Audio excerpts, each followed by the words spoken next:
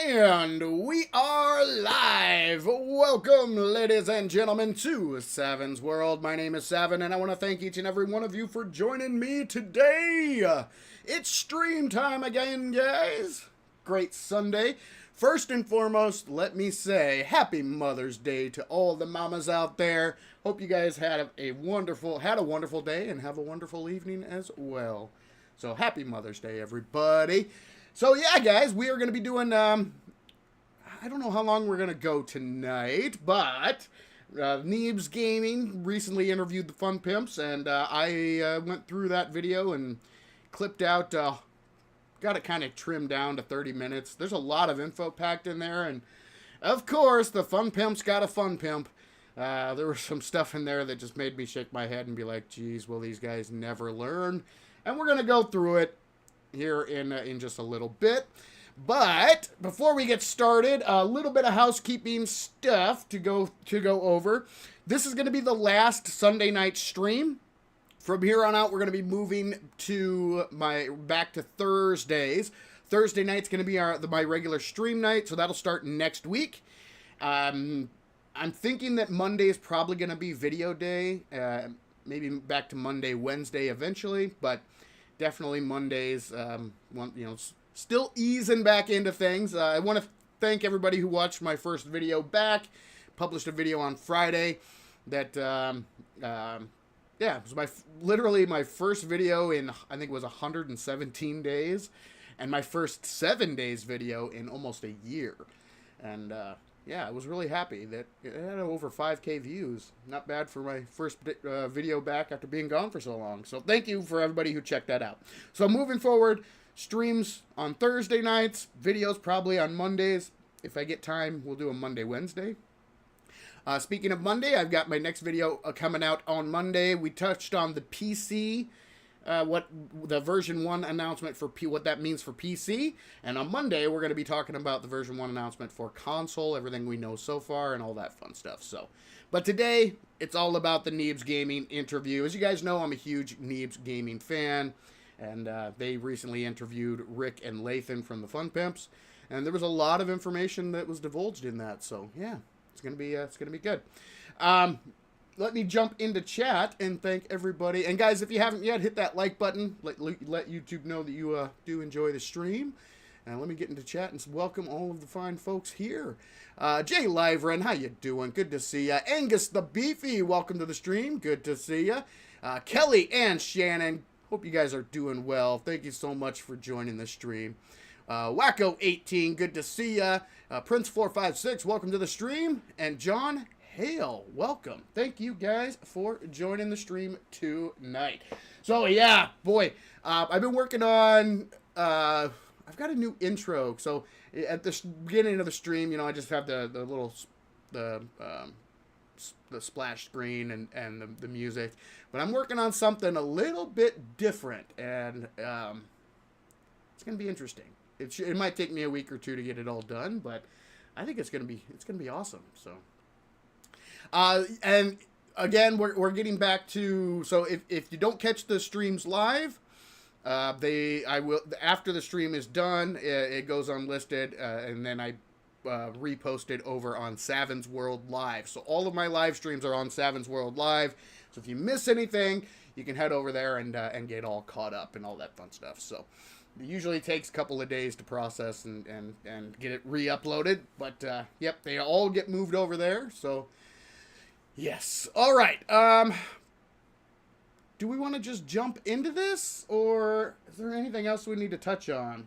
Well, first off, how was your guys' week? Mine was, man, it felt good to kind of get back to a normal, because I was there for a while. I was working every single day, long days, and yeah, it was tiring. It was tiring, that's for sure. Oh, so that's why I didn't have a stream last Sunday, because I was beat, man. I was exhausted. But I did. What did I do? I finished up Black Sails, and boy, you could tell that was made in 2017, or started in 2017. It was, man, it was disappointing, I just want a good, like, Master and Commander. Have you guys ever seen that movie? That movie was awesome. Loved it. I was expecting something like that, It was not that.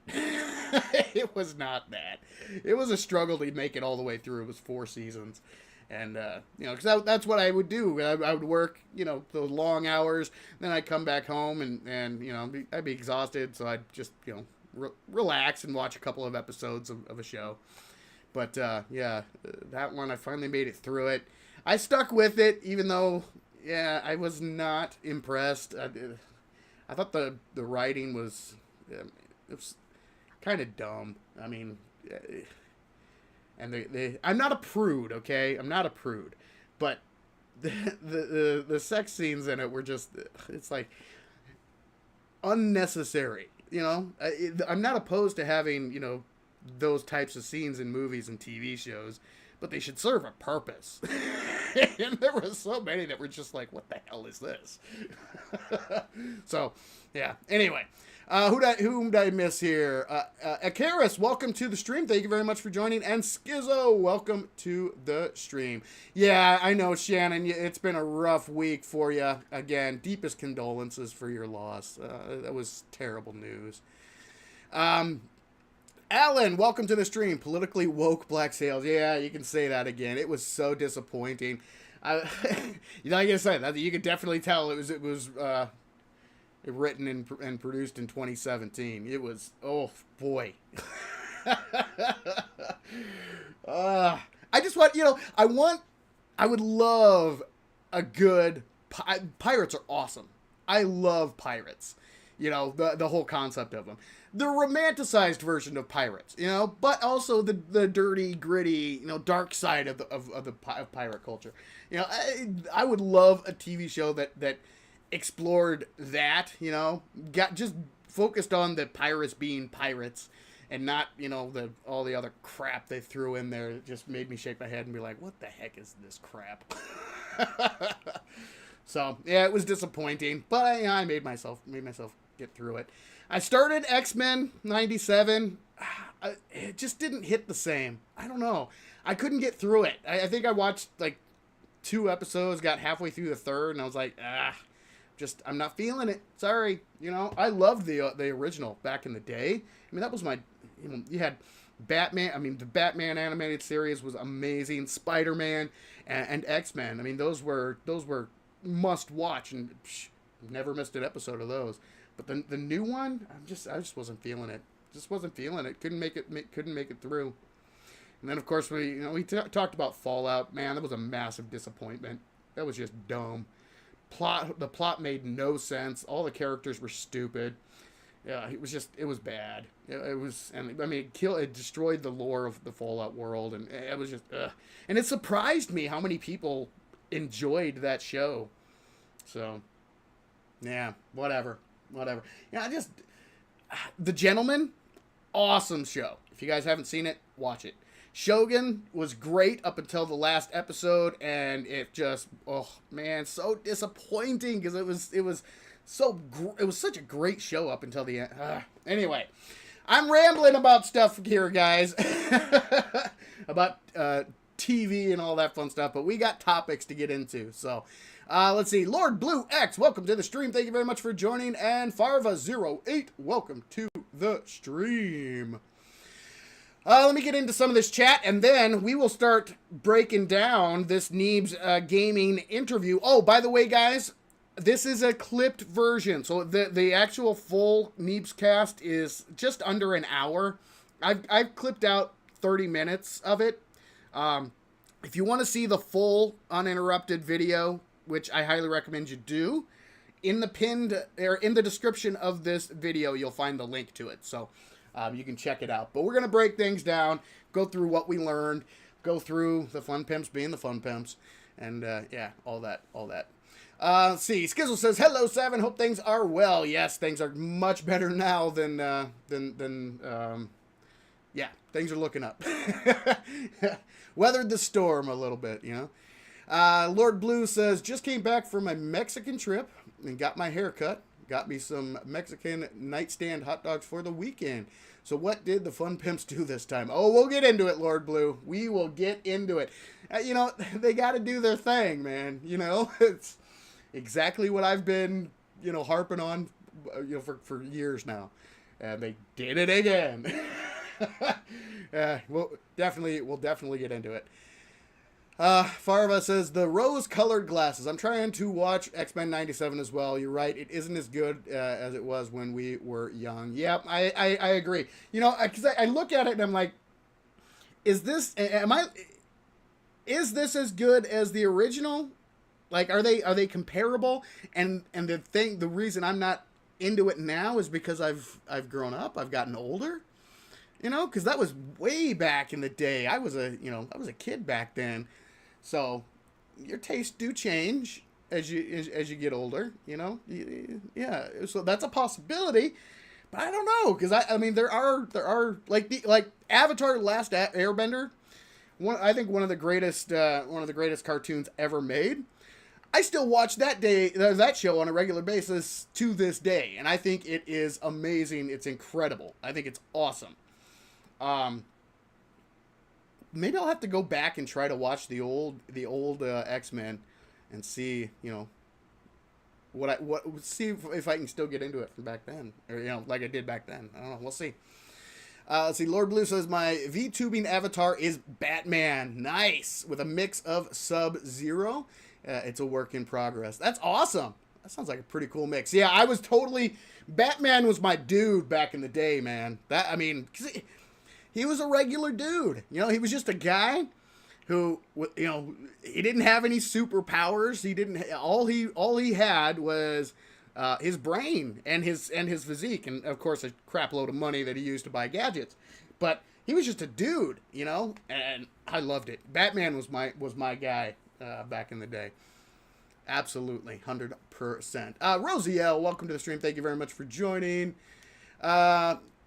Alan says the last Avatar is awesome. I agree 100%. 100%. And superpower is money. Yes, his superpower was, well, not only his money. His money really did help, but it was his mind. He is, you know, because you always have those arguments of, well, if Batman takes on this person, or if Batman takes on this person, or if Batman takes on this person, who's going to win? And in my mind, 99% of the time, it's Batman. Batman will win if he knows the fight is coming, because that is Batman's true superpower, is his deductive reasoning, his ability to, he researches all of his opponents, you know, he researches and his detective skills, and he knows the ins and outs, and he learns what he needs to do and how to defeat, you know, that's Batman. So I can understand the argument, because yeah, exactly right. Also, I've got my gigantic cup of coffee here because I work overnight, so Sunday, when I get home, I try to get to bed as soon as I can. That way, then I get like 3 or 4 hours of sleep, and then to rely on my giant cup of coffee to get me woken up and ready to roll. Sip of coffee. Yes. God bless coffee. Schizo says, do you prefer the Rogues Gallery or the more realistic villains in BTAS? I don't know what Rogues Gallery is. Batman the Animated Series. I think Batman the Animated Series is the GOAT. So, personal opinion. But again, that's what I grew up with. That's what I'm nostalgic for. So, I don't know. Let's see. Jay Lyron says, still remember the old X-Men theme song to this day. Who doesn't? I mean, it's awesome. It's like iconic. If you ever heard it, if you grew up with it, yes, it is in your brain forever. Let's see. Video Gamer 24/7. Welcome to the stream. Says, what up, Seven? What up? What up? Thank you for joining the stream. Appreciate it. Let's see. Lord Blue X said, I grew up watching a lot of the Batman series, Batman Beyond, Justice League, Static Shock, which included both Batman and the Justice League. Very nice. Very nice. G. Lyvern says, Batman researches all enemies and allies. Yes, exactly right. All right, guys. Let's get into this Neebs interview. We'll break it all down. I have 20 different clips that I've pulled. Some of them are short, like 30-second clips, and some of them are long. Like the last one, I think, is like 7 minutes long. It was like a good solid stretch that was, I think, very, very key to listen to. So we're gonna jump right in. If you haven't yet, again, hit that like button. Let YouTube know you're enjoying the stream. Let me get my desktop audio on so you guys can hear the video that I have pulled up. There we go. Sparker68, welcome to the stream. Grew up watching Casey Jones and Flipper. So Teenage Mutant Ninja Turtles, Casey Jones, is that who you're talking about? That's another one. That's another good one, man. Gotta love it. All right, let's get into this. So this is a clip. This is about, boy, I don't know. This is after like the introductions and all that stuff. So here we go. Neebs Gaming interviewing the Fun Pimps. Let's go. Clip number 1. We always ask if the system that we integrated is, just the basics. Let me know, guys. I'm going to pause it and we're going to restart it. How's the audio? I want to make sure you guys can hear it okay. So let me know in the chat if the audio is okay. I'm gonna head back. This first clip's only like 30 seconds long, but it's a doozy. It's a doozy. We always ask if the system that we integrated is, just the basics, or did we take the time to design that well, or did we just sort of throw that in? And some people get attached to something we audio feel like we didn't. Need a little volume. All right, and let's pause it here. Let me see if I can, I'll boost up the volume just a little bit here. All right, let's try this. We always ask if the system that we integrated is, just the basics, or did we take the time to design that well, or did we just sort of throw that in? And some people get attached to something we feel like we didn't, we threw in, and then when we change it to something we think actually has a lot more design thought behind it, some folks get upset until they play it and realize, maybe that wasn't such a bad choice on most cases, and we don't always hit the mark, but we try our best to do so. All right, so that was the first clip. There's a lot in that clip, guys. Again, I want to start it and play it again so you guys can hear it. It's we always ask if the system. I'm going to pause as we go through. We integrated is, just the basics, or did we take the time to design that well, or did we just sort of throw that in? And some people get attached to something we feel like we didn't, we threw in, and then when we change it to something we think actually has a lot more design thought behind it, some folks get upset until. All right. Some folks get upset when they change things that they don't feel were designed correctly. Why do you think that is? Do they ever stop and ask themselves that? Why do they think that is? This goes back to something I've harped on for a very long time. Their poor communication skills. And they do this a lot. So the Fun Pimps, their like go-to moves are, I forgot to say this, guys. They did announce Streamer Weekend, or they're accepting applications for Streamer Weekend. And they're making everybody reapply. So I've submitted my application, and I'm eagerly anticipating my rejection email. So I'll let you guys know how that is coming along. But I'm not holding my breath. Anyway, because of the, stuff like this, I am not afraid to call out their crap.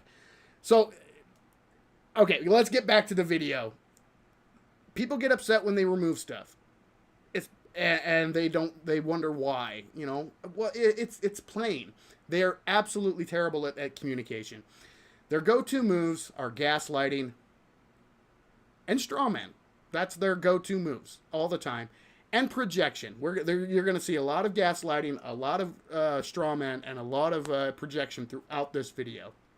The first half is really the more contentious part. The second half is when they get into stuff like that. So, or, like new features and stuff to look forward to. So, personally, guys, I hate having to make videos like this. I would much rather just focus on the positives and what we have to look forward to and all get excited about the new updates and the new changes. But you've got to call stuff like this out, because this is not professional behavior. It's not acceptable. And we'll explain. It gets worse down the road. But I don't want to jump ahead. Anyway, back to the topic here. So let me play this once again. We always so we can remind ourselves the system that we integrated is just the basics, or did we take the time to design that well, or did we just sort of throw that in? And some people will get attached to something we feel like we threw in, and then when we change it to something we think actually has a lot more design thought behind it, some folks get upset until they yes, some folks get upset. So here's my question: do you communicate that a system or a feature is a placeholder beforehand? Let me answer that question. No, you do not, and that's why people get upset. You do not let people know. You do not adequately communicate that the system that is in place is going to be completely ripped out. It's a placeholder, going to be completely ripped out, ripped to shreds, and you're going to start from scratch with something completely different. And then once you do that, then you gaslight the fans and say, "Oh no, it was always a placeholder. We were always intending on ripping this out and putting in something that we feel is better." You did not communicate that. If you communicate that and explain why, you'd have a lot less pushback. You would have a lot less people upset, as you say. No, YouTube, I'm not going to insert an ad. Go away. You have a lot less people upset when you make gigantic changes like this, if you actually learned how to communicate properly. Instead, what you do is you take a totally different approach and totally gaslight your fan base when they raise objections and concerns and make criticisms. Every time. Let's keep going. Realize, maybe that wasn't such a bad choice on most cases, and we don't always hit the mark, but we try our best to do so. Oh, I want my jars back. Oh my God. Give me the jars and sharp sticks, please. Dude, I got a list of shit to bitch to you about. Oh, sorry, I forgot to warn you guys. This is a Neebs Gaming interview. They use occasionally use some spicier language than I usually use on this channel. Apologies, I should have warned you at the beginning, but yeah, coffee really hasn't kicked in yet, guys. So apologies. There's not a lot. I tried to edit most of it out, but there's a word here and there. So, and then again, here's people raising a concern about a feature, And here's them, mocking and laughing. And, ha ha ha ha. Want my jars back. I want my pointy sticks back. It's like, come on, guys. Sip of coffee. Angus Beefy says, I agree with Simon. Yeah, exactly. All right, let's go back to the start of this clip. So I don't know how long this stream's gonna go because I want my jars back. I'm gonna be pausing quite a lot. Give me the jars and sharp sticks, please. Dude, I got a list of shit to bitch to you about. But I won't. I won't do it now. I'll do it another time. Hopefully we'll get to talk. See, I gotta say, Neebs Gaming, they do completely separate, different content than us, or than I do. So they're much more entertainment, comedy, that kind of thing. And I would say that, the interview was good, but it wasn't hard hitting at all. However, they did bring up, some concerns and discuss some things that it was good on them for bringing it up. But I wasn't expecting this to be, a hard hitting, in depth. Let's get to the bottom of all the things. So if that's what you're expecting, not going to happen in this interview. Jar thing, we got time. The jar thing it was about water's, just basic need survival being a nothing. It's like, well, why do we have it in the game? Why am I doing this action if I'm overrun with, backpacks of water and there's the survival challenge is completely gone? And that is a good why. That's a good why to make the change, right? Why have water in the game if there's no survival challenge at all? No problem there. I fully agree. Water was really, really easy to get before this change. Question is, does the what match the why? Let's keep going. From that, and we ask ourselves about that, what's the purpose of the system doing in the game? You make players do this for what reason? Right. Let's take water out completely if it's not going to be a actual real factor. We want you to... All right, so I'm going to pause it here because that was the end of that clip.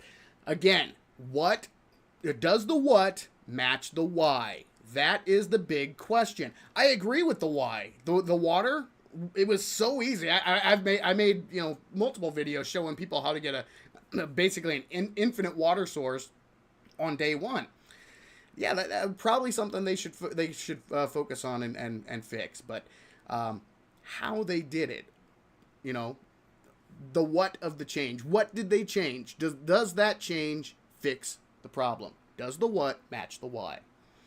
And now here we're going to go into, well, I'll let the clip play for itself. The struggle, that's all. Yeah. That's our hopes and dreams. So we think that there's a thing called a good struggle and a bad struggle. I completely agree. Good struggle, bad struggle, yes. And a good struggle is, I know what I'm supposed to do. I just have to overcome this challenge. A bad struggle is I don't know what I'm supposed to do, or it's an unfair death loop thing. Yeah. I just keep dying unfairly.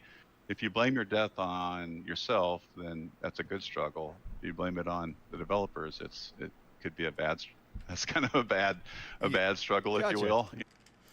That I agree with. No problems with that statement whatsoever. But again, getting back to the water, does the what match the why? So I will ask you guys in the chat, if you've played Alpha 21 when they made the water change, do you feel that water is a struggle? Did that change solve the problem? Or did it just shift the problem to be solved in a different way? In other words, forcing you to focus more time and attention on one activity instead of other activities. Another thing I'll say, guys, is in this video, whether they know it or not, Rick and Lathan pretty much admit to a lot of the stuff that I've been talking about. A lot of the criticisms that I've said, they basically admit losing audio. Sorry, Shannon, I don't know.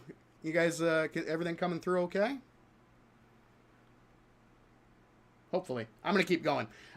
So I don't know where I was at. So yes, the water change was to fix how easy it was to get water.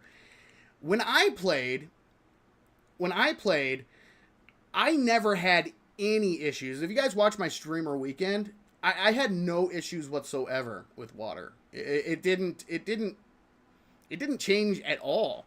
It was just a different method of obtaining water. So instead of creating a permanent water source, making a bunch of jars and collecting it that way, now instead you just have to go and loot a bunch of POIs, which we're about to get into. They're going to go through learn by doing here in a second, which again, the why, does the what match the why? And that's the question that needs to be answered with all of these changes. Does the what match the why? With water, I don't think it does. The what does not match the why. It's just a different way. It's just a different way. The struggle might be there for a day or two, but after that, there is no struggle with water. So, their what does not match the why. Their solution did not actually solve the problem. Which again is why another reason why people, and that's exactly what I said when they proposed the change. I'm like, is this actually going to fix the problem? Because I agree with the premise that yes, water was way too easy to get, wasn't really a struggle. Now it's not a struggle. It's still not a struggle. It's just the way that you get water is different. That's it. And that was kind of one of my points during streamer weekend is there wasn't a lot of new, just a lot of different, and this is the same thing. Water, the struggle is still there, the struggle is still not there. Maybe for, like I said, maybe for a day or two. It's not there at all. So this change did basically nothing other than, remove certain play styles and funnel you into one major activity, which we will get into here in just a bit. So let's keep rolling. But survival is games are about the constant struggle, and we don't want it to be like survival Demon Souls or something like that. Yeah. But I think they're going to blame us regardless. Yeah, if I don't jump into a game and feel like I have to solve a problem, I get bored pretty quickly. Right. See, and that's the thing. The struggle. I've already said it, but this did not solve that struggle problem. There is no struggle with water. So, the what does not match the why.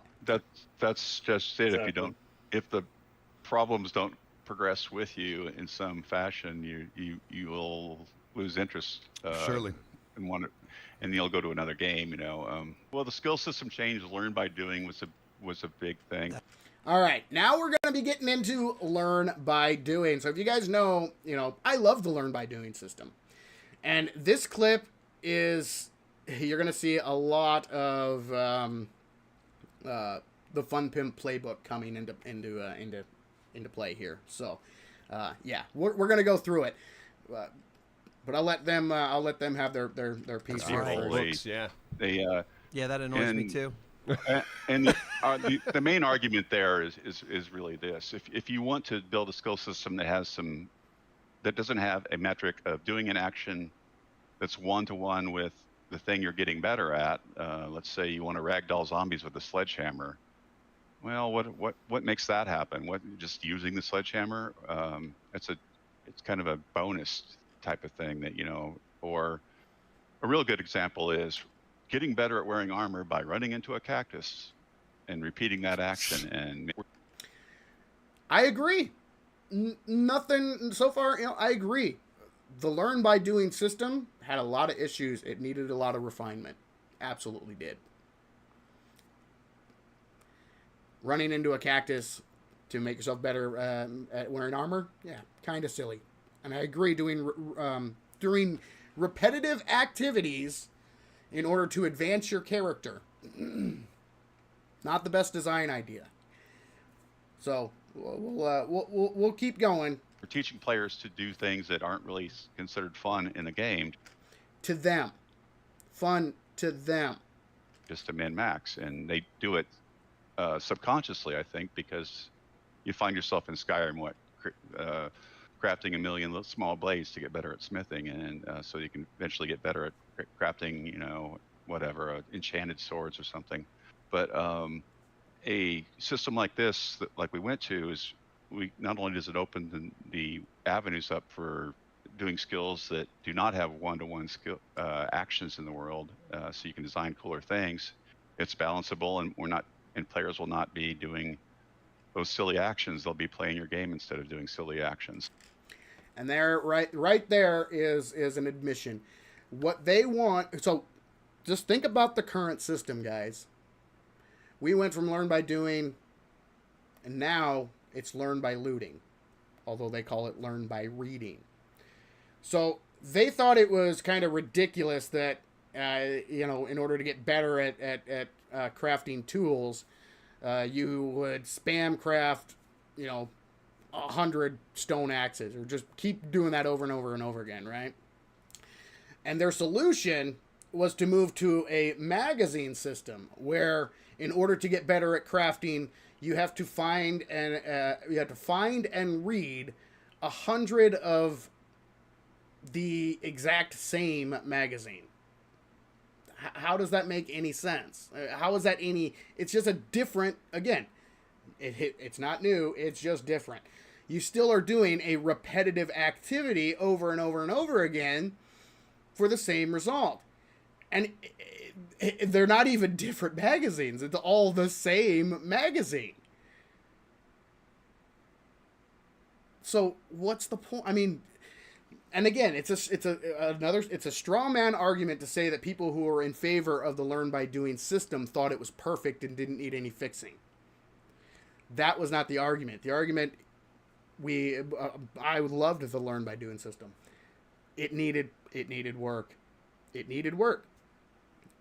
But instead, they ripped it out and completely changed to a system. And the reason that he just gave for why they did it is because they wanted to train players to play the game in order to advance. In other words, they wanted to train players that know that type of progression is not fun.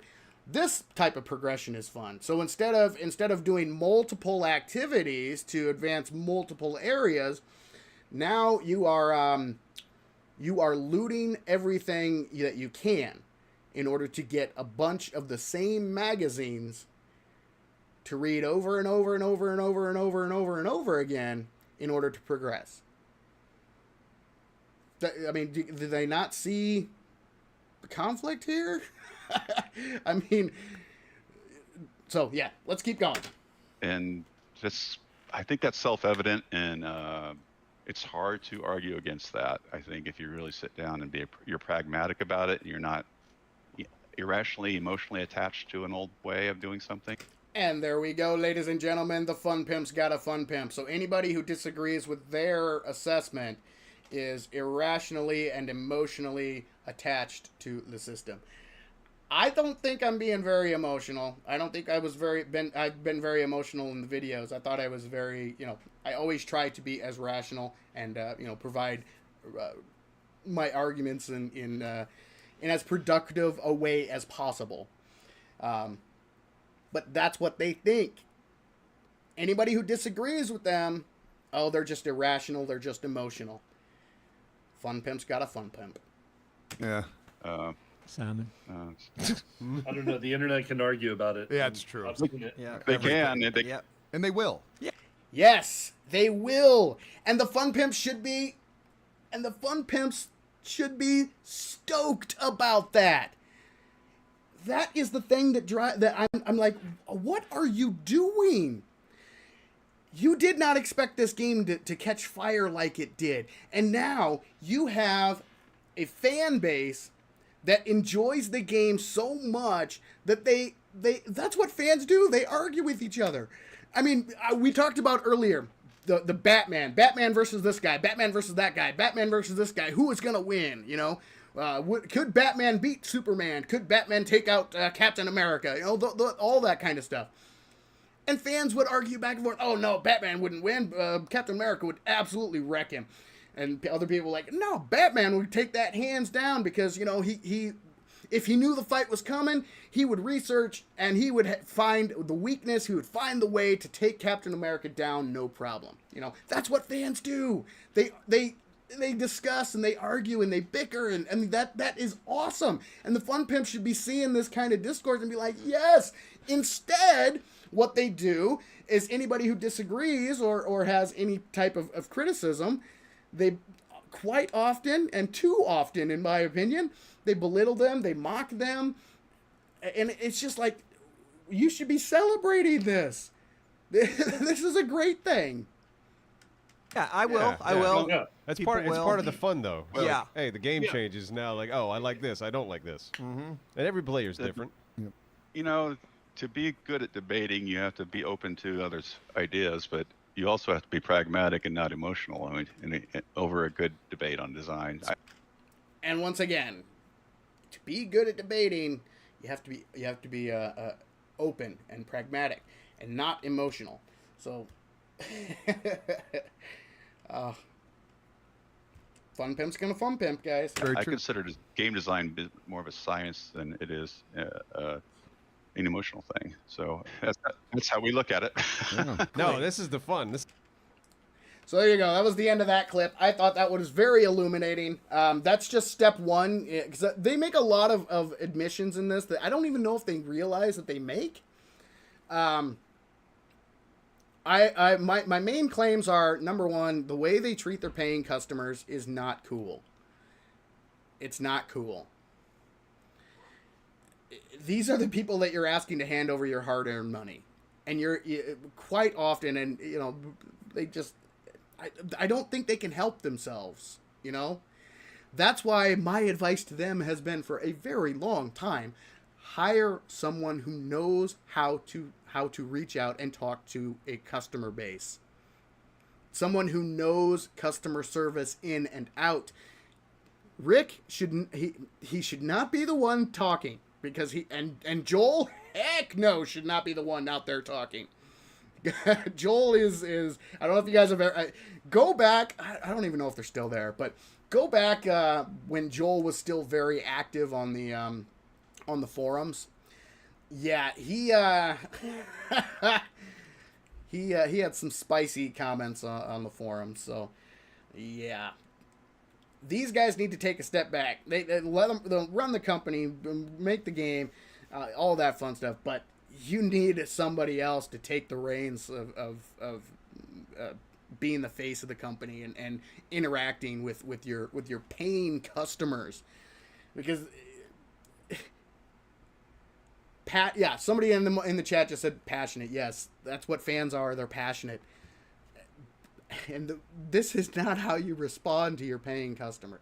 I mean, it's just it's mind blowing to me, So. All right, before we get back in, let me jump in. Jay Bird, welcome to the stream. Thank you very much for joining. John Blaze, good to see you. Welcome to the stream. Chrono, how you doing, man? Welcome to the stream. Lime Green, welcome to the stream. Thank you very much for joining.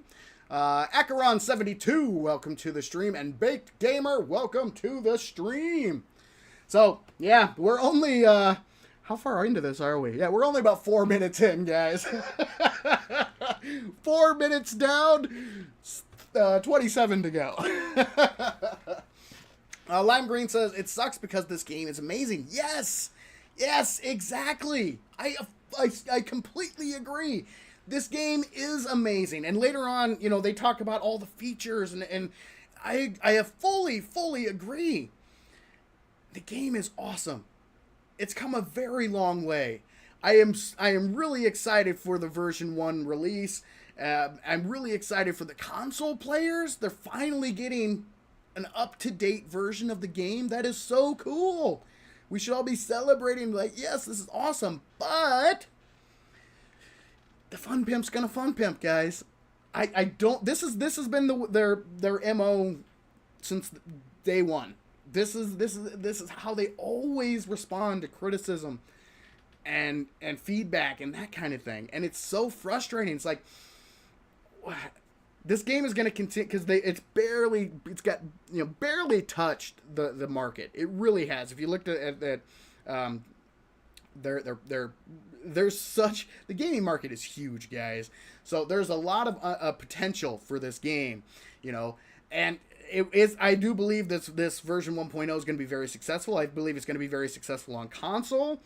I'm just trying to get it through their heads that you don't treat your customers like this. You don't talk to them like that, you know. And if they would just embrace finding a somebody who can be the face that knows how to interact with their customers and how to take criticism, because again, this is projection.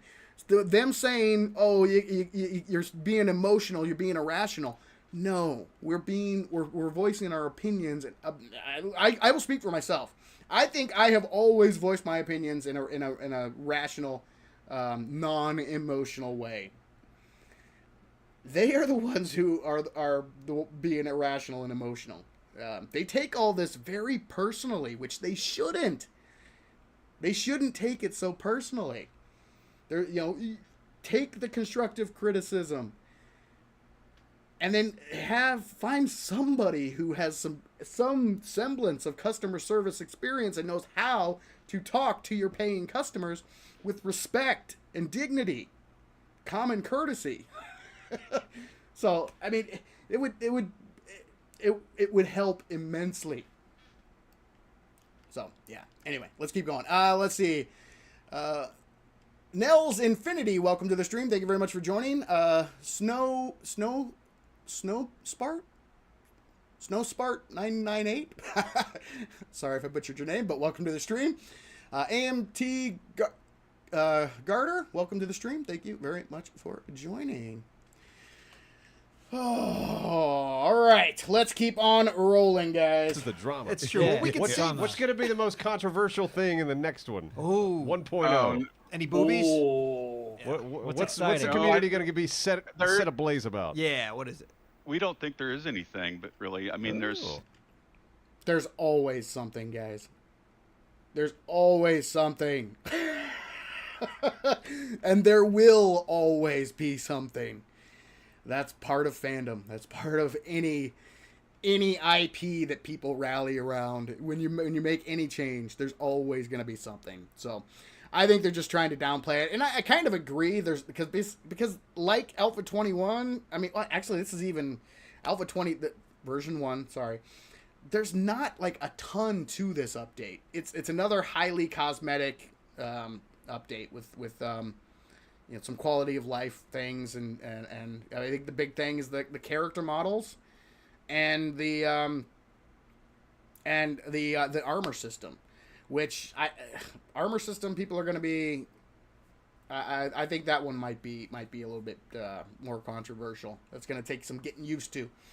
I think that one has the potential to be kind of a head scratcher and people not as happy with it, but time will tell. there's some people are saying, well, because you've had set bonuses to the new clothing, you've got to give me a wardrobe feature that's on my person so that I can wear my mining suit. Then I can switch to my stealth suit. Then I can switch to my bartering suit, or whatever. And I think, well, wait, would you do that?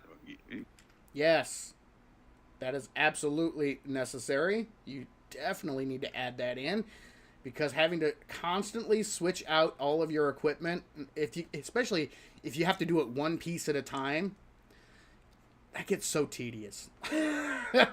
So tedious. Yeah, we've talked about a wardrobe just to kind of organize your stuff at some point, and it's on the roadmap.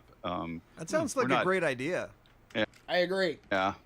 Or an easy idea is what I should say. It makes things easier, therefore I'm happier. It's a convenience feature. Yes, because you are completely changing the armor system. Right now, there are 3 sets of armor. There's light, there's medium, there's heavy, right? There's different categories within those, but pretty much you pick a path. You're like, all right, I'm doing stealth build. I'm going light armor. We're going to be doing, like for me, when I do stealth, I do padded the entire way. No, there's just light and heavy. What the heck am I saying? Jesus. There's light, and then you got your heavy armor. So what a lot of people do, especially if they do stealth builds, they'll use their light armor when they're actually out and about, looting and out in the world. And then they'll have a heavy armor set that they'll put on for Horde Night. And that's it. One outfit change. Now they're introducing all of these different armor set bonus thingies, all these different armor types, all with set bonuses. And he even said it earlier himself, people are going to take the path of least resistance. So if I'm going to be getting a massive bonus by wearing my miner suit, and when I go out mining, yep, going to be putting on my miner suit. But having to constantly switch between different sets of armor is very tedious. You got to remove the tedium, because tedium in a survival game, it can be tolerated up to a point. But if it gets too much, then yeah, no, people will be like, not working. So yes, introducing all of these different armor sets, you need a way to quick change. Otherwise, it's going to be very, very tedious. Yeah. But we're not deaf to that feedback, and we thought about a wardrobe, and how we implement wardrobe is still being debated. And that but is we will on put a wardrobe the roadmap, in, and probably guys. I'll have kind of a quick change feature of some sort, and you Good. can say, oh, I'm going to go mine for a while. Yeah. Boom, I'm in my mining outfit. Now I'm getting mining bonuses, and I can get lucky and get a piece of silver once in a while, Yeah. or whatever perks it might have. That's more of another Joel topic. I don't know. I don't have the document in front of me. Yeah, you should probably stop sharing details on that. I'm sorry. Yeah, we don't think there's going to be a lot of drama. You know, I think some people say, well, you're leaving early access. Okay, well, it's not. Wait, it's not done. It's like, well, is Minecraft done yet? Right. Right. Yeah. It's like Exactly. it's And that's another bone of contention I have. That was I was considering making a video on this. I don't know. I may make a video on this. I may not. But the whole early access, leaving early access. It was just last year when they were. I think I played the clip last stream. They were mocking people who were saying, "Hey guys, it's been this long. Might be time to finalize this, wrap this up, and might be time to be thinking about leaving early access." And they were like, you know, I've played the clip before. Maybe I'll play it again later on. But and then we get the announcement that, oh, I think Rick's exact words were, you know, I don't see the need or the desire to slap a label on it and call it gold or call it good. That makes my game good now.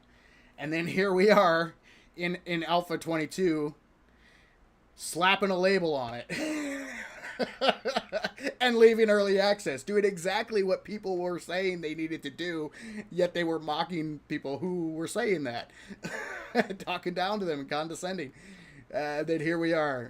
They're doing the exact thing that people were saying that they should do and getting mocked for saying.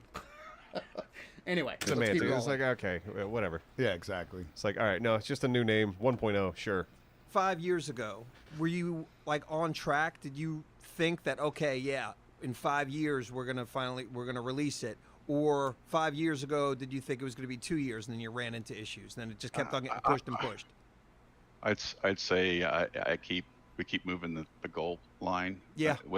And we don't want to, but Yeah, it but happens, There's of course. There's a quality bar, and it's like we feel kind of like this. We couldn't have done this. So I think that's important there. They keep moving the goalpost, right? That's another thing that a lot of us, I've raised this concern or had this question is, you know, what exactly was the vision for this game? And did they have a plan on how to get there? And this is the first hint of them saying kind of no. But later on, there's another example of them pretty much saying, you know, we had an idea of what features we wanted in the game, but we had no idea how to get there. Creative game, even with hindsight, to go back and say, what would you have done? Was like, well, wait a minute. We grew the team organically from 3 to 65 with some externals. And we've grown it organically. What we've also... And that's another thing I want to point out. Rick often does this. It's like, wait a minute. As if what the question he just posed is somehow negative. You know, let's go. I want to go back here. Even with hindsight, to go back and say, what would you have done? Was like, well, wait a minute. We Sorry, I paused it too soon. quality bar, let's and it's listen to like, this again. we feel kind of like this. We couldn't have done this great of game. Even with hindsight, to go back and say, what would you have done? Was like, well, wait a minute. That's a totally legitimate question. In hindsight, what would you have done different? And his response to that question is that he posed to himself is, well, wait a minute. It's like, dude, you don't. Why are you taking this questioning so personally? It's a legitimate question. It's like, you know, and it's nobody's saying that question in and of itself is not negative. It's not saying bad dev. It's like, you know, you learn as you go, and there's nothing wrong with that. You know, that's cool. And he does go on here in a little bit to say, you know, could we make if we make a sequel, could we make it faster now? Yes.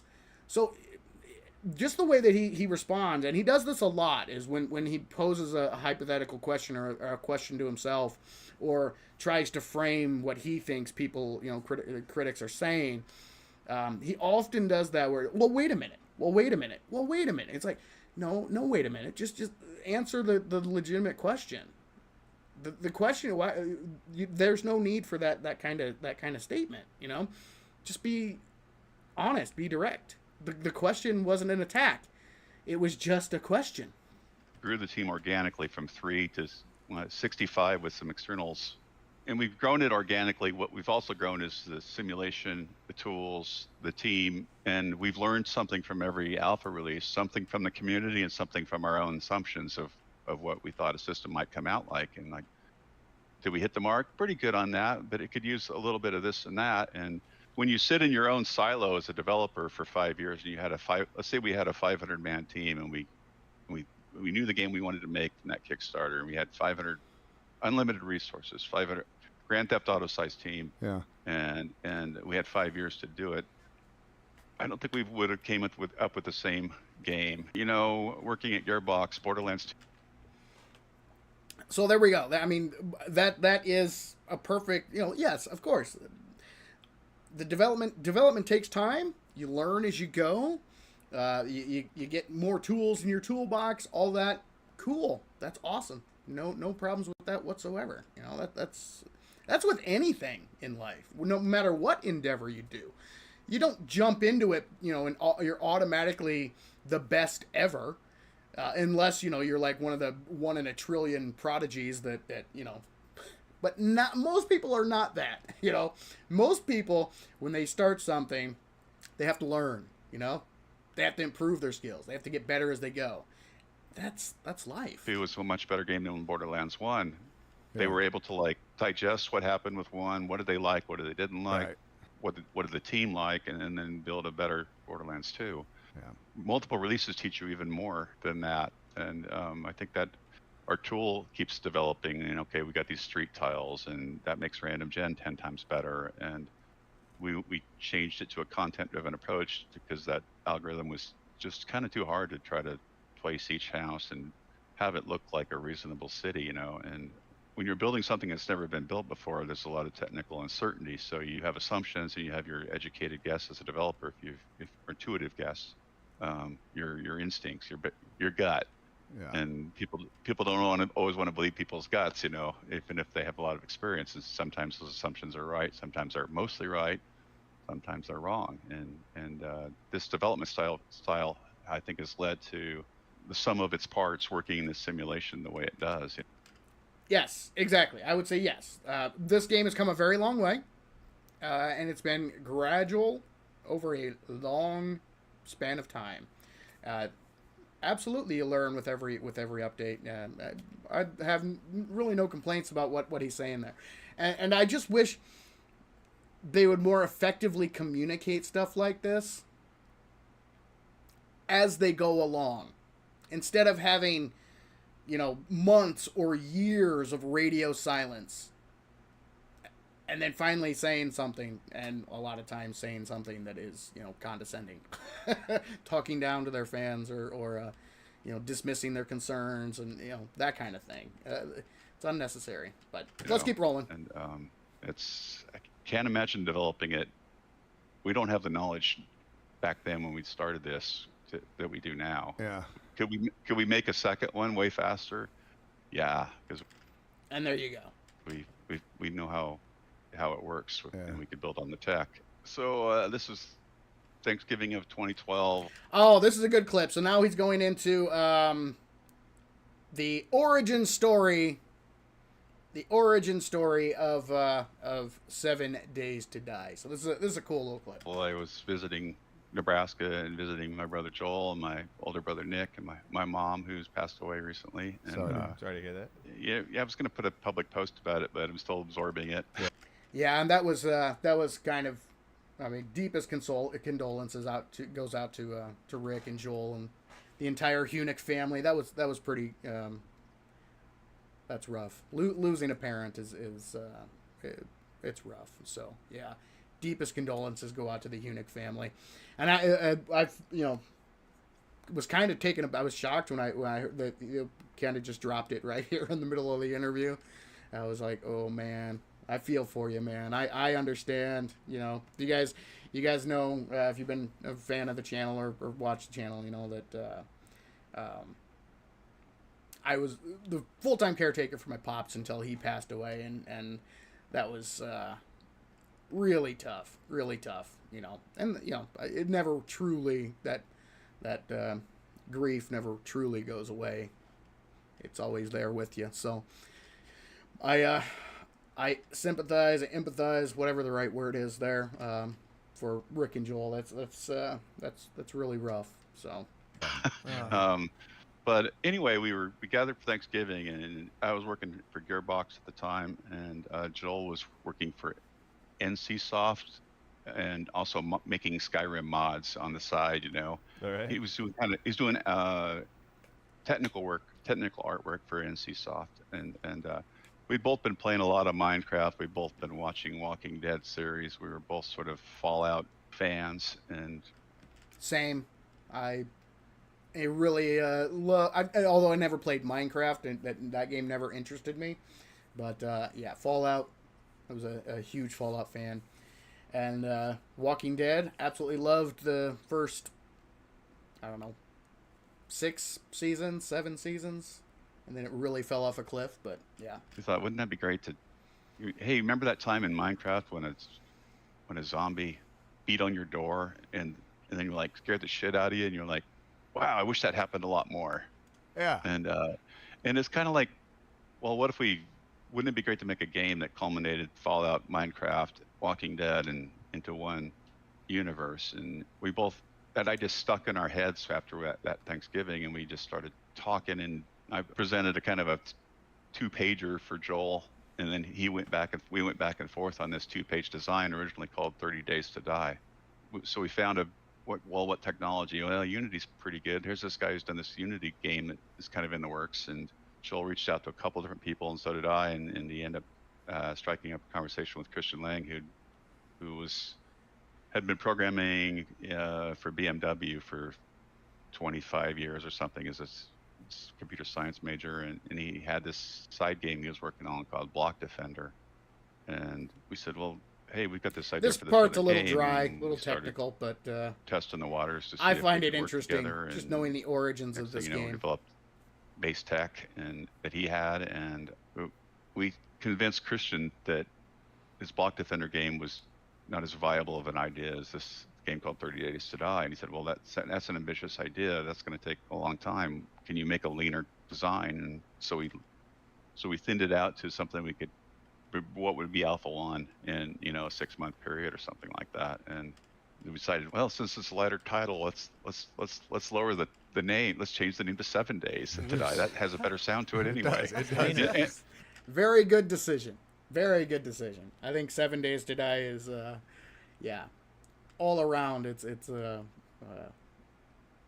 improvement on 30 Days to Die for sure. And yeah, I mean, just it's kind of cool when you hear the origin. It's just a couple of brothers at Thanksgiving, just talking. Oh, dude, this would be so cool if we could combine this with this with this. And then, you can just imagine that scene. You're at Thanksgiving, you're there with your bro, your real bro, and you're just bouncing ideas off. Oh, wouldn't this be cool? Wouldn't this be cool? Wouldn't this be cool? And then they took that idea and they ran with it, and 7 Days to Die was born, and it is where it is now. So I just think that's awesome. I think it's an awesome story. And it became the metagame too, all of a sudden, and it just kind of came into vision there, and that was sort of the origin story, if you will. And the name change happened to coincide with lowering the scope a bit, into what we could do in an Alpha 1, and then the Kickstarter sort of came about and changed that. We had more funding. It was like, well, hey, maybe we can make this whole game, the ambitious version of it.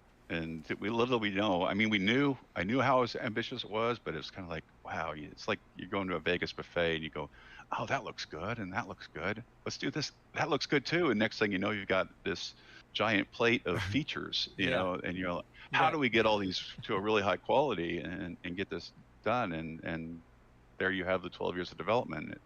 Everybody thinks it's, well, these guys are such bad developers. They're so dumb. They don't know how to make a game. They just can't get it done. And look at the feature set. If you think about it, doing a high quality feature set and the sheer amount of content, I think you could stack 4 or 5 of you guys' favorite other survival games, and they wouldn't combine to the scope and features of this game. And that's another straw man argument. I would really love to know who he's talking about, because I do see some of the stuff on Steam, some of the reviews saying, and some comments from people saying, oh, these guys suck. Taking 12 years to develop this game and blah blah blah.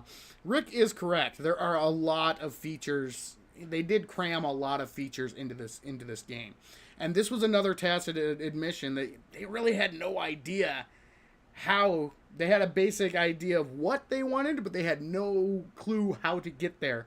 And it took them 12 years to figure out the path to get there. That's exactly what I've been saying forever. And it wasn't, it was just, be honest about it. That's all that I wanted. I just want to just communicate better with your player base, with your fan base, with your paying customers, and just let them know what is taking so long, why it's taking so long. Instead, because they have the people who are raising concerns, they have valid concerns. And part of the one of the exciting things about early access is that as a participant in early access, purchasing an early access game, you're along for the ride. And unfortunately, the fun pimps have kind of removed people from the ride. There is no ride. Really good early access developers, your games in development, the people. There's constant updates, and they're constantly hyping it and constantly telling people this is what we're doing and this is why we're doing it, so that we as the early access players can come along for the ride and be like, oh sweet, okay, we're going here. They don't do that. They never did that. There's been so much radio silence and long periods without any updates or without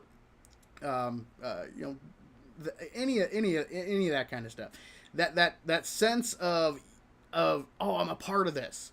I'm along for the ride. These guys are developing an awesome game, and I'm with them every step of the way. That's one of the exciting things about early access, is that as a paying customer, you get to be a part of the ride. And with if the developer isn't effectively communicating, then you're not part of the ride. And it just kind of takes away one of the big selling points of early access games. If you added them all up. Agreed. Yeah. And they always go back to that. Oh, but there's so many features. Yes, great, awesome. That is really cool. We love the features. That's never been anybody's argument. People have not been saying, oh, 7 days sucks because there's too many features.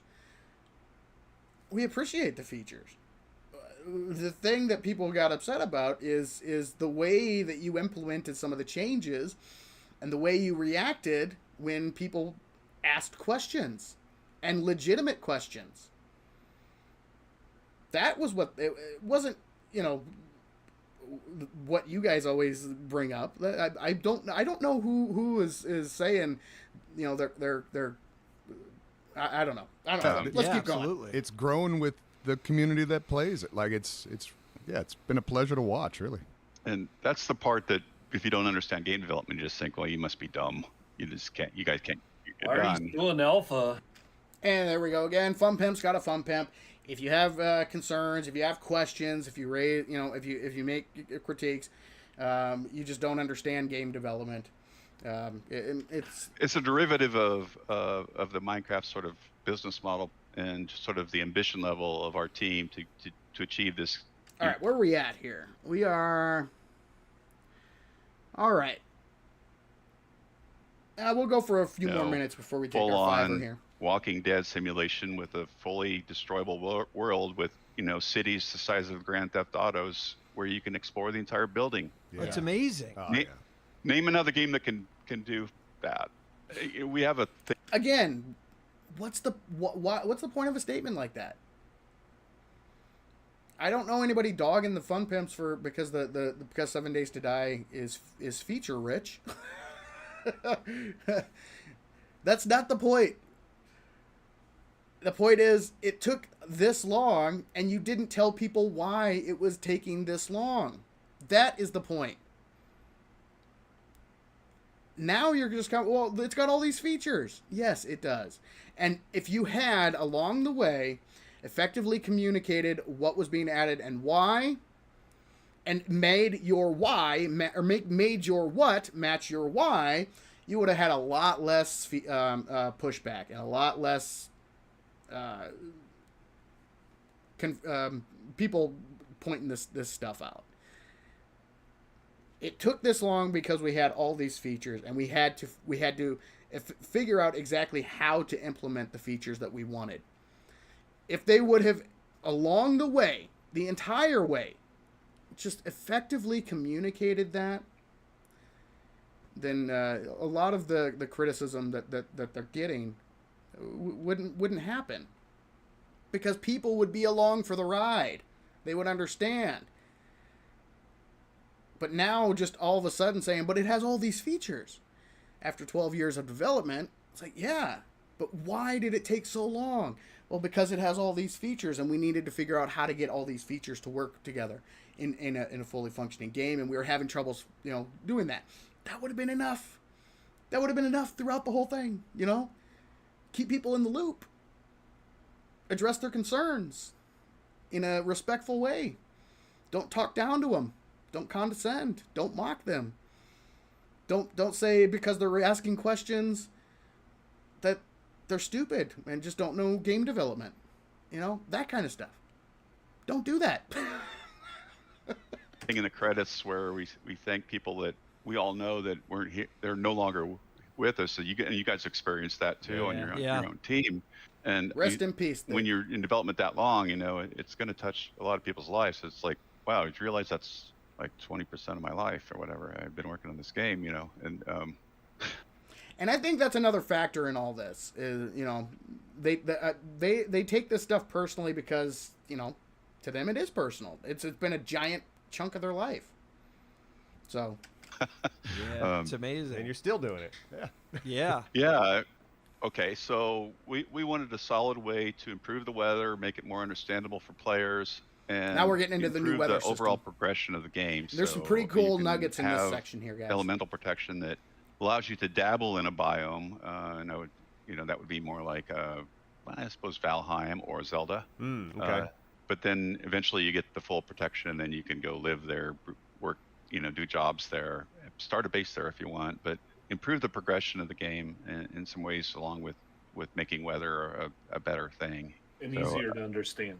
Easier to understand. Not so many variables in there as to the rain, snow, elevation. You know, it was kind of over designed, if you will. So it sounds like they're going back to earlier in the stream, the struggle. They want to make each biome its own struggle and a progression in order to overcome that struggle in that biome and be able to work effectively. And maybe even if you want to base in that, that's cool. I think that's cool. I wanted to say about 1.0. Some might say this is just another label. It's 22, it's 1.0, but what they don't realize is we've had an additional 8 programmers from Australia working on the base game with us in our actual same database, along with our full team, all pushing towards the same goal. Alpha 22 is 1.0 is the console release, and it has parity. And what do we need to do to improve the base game so that the front end tutorial is better? What do we need to do to make performance better for everybody, including Xbox X Series, which is our bottom spec now? And so a lot of work has gone into. I think he later clarifies it's actually the Benefactor S series is that's the bottom all spec. platforms. So if you got a dad's hand-me-down potato, will it run? I don't know what level of hand-me-down potato you're talking about there.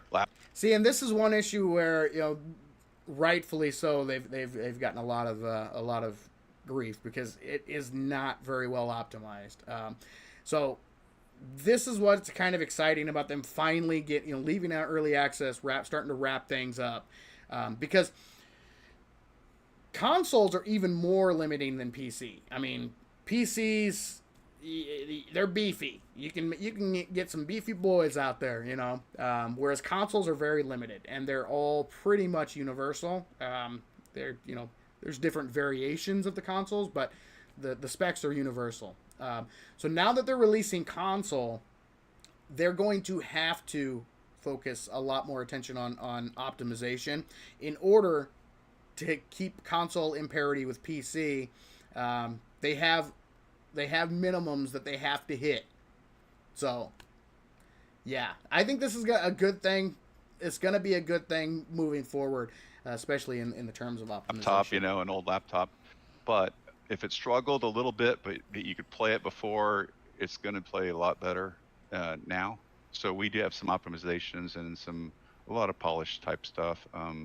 The human enemies look really, really good. There's kind of like this gaze system that's gone in where if you're with your friend and there's not a zombie near them, and if you're kind of within a reasonable field of view, they'll kind of look at you like, "Oh, how you doing?" Oh, cool. And Yeah. it really adds a lot of realism with the new player system. And if you guys obviously play a lot of co-op, so that's anybody who plays co-op will appreciate that, along with how realistic that makes the players look. And I think the new character models look pretty darn good.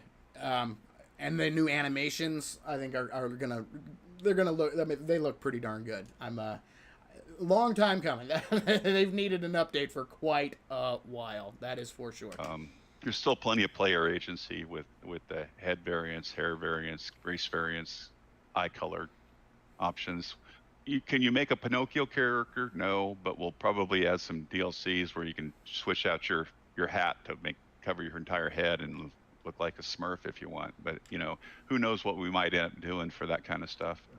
Yeah, and again, they are getting into microtransactions, but I'm not going to touch on that right now because Rick makes a statement later on that is pertinent, and I think is hopefully true, and they actually stick to.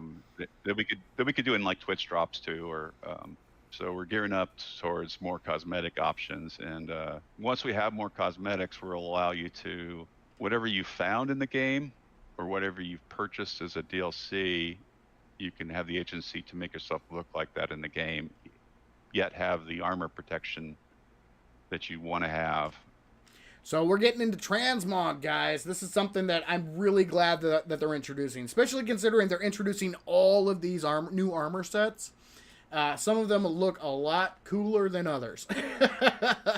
So we're getting into the transmog system here. So it's a little bit more like, I suppose there's a Harry Potter game, I think, that kind of does that, where, hey, I want I like my guy to not have a helmet on, but I want the full protection of Gotcha. the. Like, And if you guys remember my Hogwarts Legacy playthrough, I played the evil Hufflepuff, and even though my gear was constantly changing, the transmog system allowed me to run around in my ridiculous outfit, which was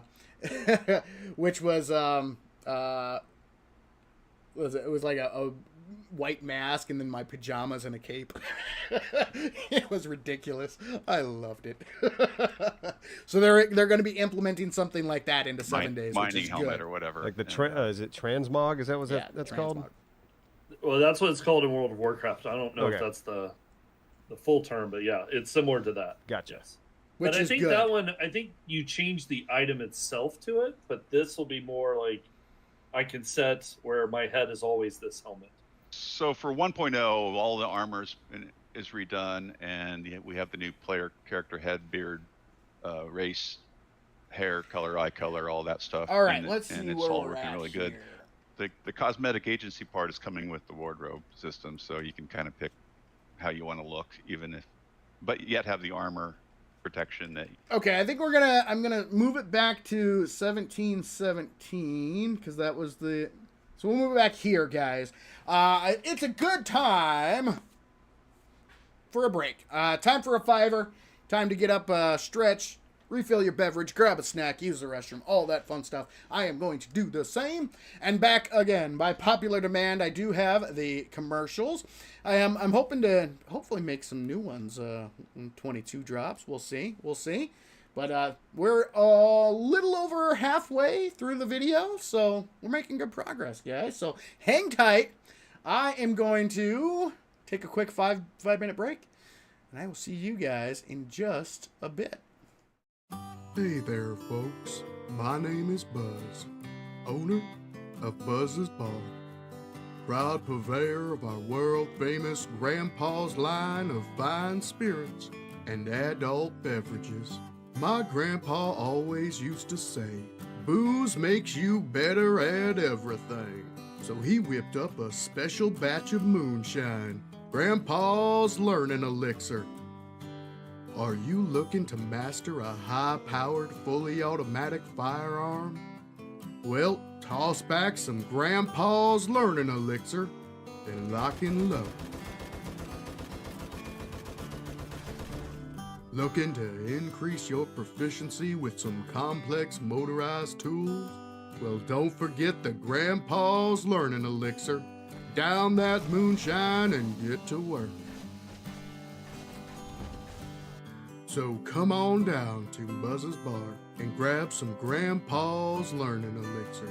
It makes you better at everything. Please drink responsibly.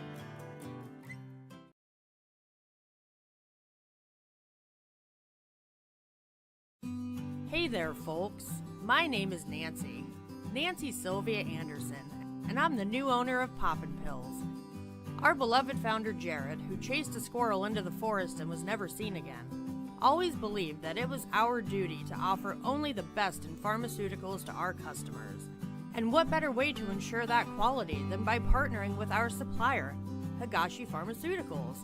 I mean, if you can't trust an international mega corporation, then who can you trust? Higashi maintains the highest standards of animal testing performed in the most ethical and humane conditions. They use the latest methods and technology to research and develop life-saving and beneficial pharmaceuticals, like our brand new anabolic steroids, guaranteed to make you jump higher, run faster, and perform extraordinary feats of strength with absolutely no long-term effects whatsoever. So in the words of our beloved founder, come on down to Poppin' Pills and do some drugs.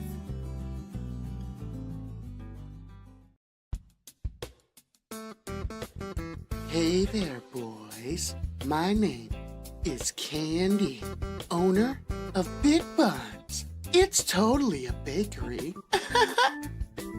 People just can't resist getting their hands on my big buns. The girls and I just love churning the butter, kneading the dough, and whipping up the tastiest of treats that you cannot resist putting in your mouth. We use only the ripest peaches, melons, and mangoes, and our milk cans are refreshed daily. I'm so proud to announce our latest creation, Jigglypuffs. They are just so delicious, and boy, do they jiggle. So come on down to Big Buns and get your hands on some now. We also offer private baking lessons. The girls can take you one-on-one or entire groups at a time. They have what it takes to satisfy your every baking need. So don't get all hot and bothered. We prefer hot and buttered. Ron, sweetie, I think the camera's pointed a little low. I'm sorry.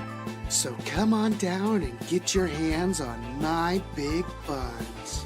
Big Buns, it's totally a bakery.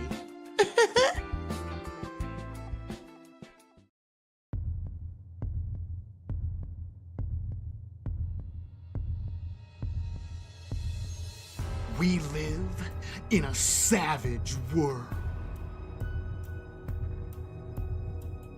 And I, Dirk Savage, know that better than most.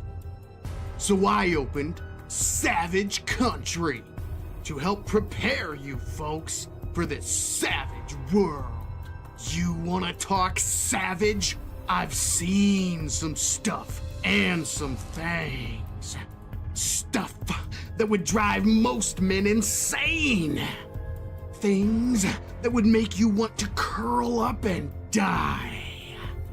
Don't believe me? I once tried to grab the last $20 Blu-ray player from Mo Powers on Black Friday. I once made an innocuous post on Twitter. One night, I had a little too much moonshine at Buzz's bar and woke up next to Arlene. Hey, Dirk.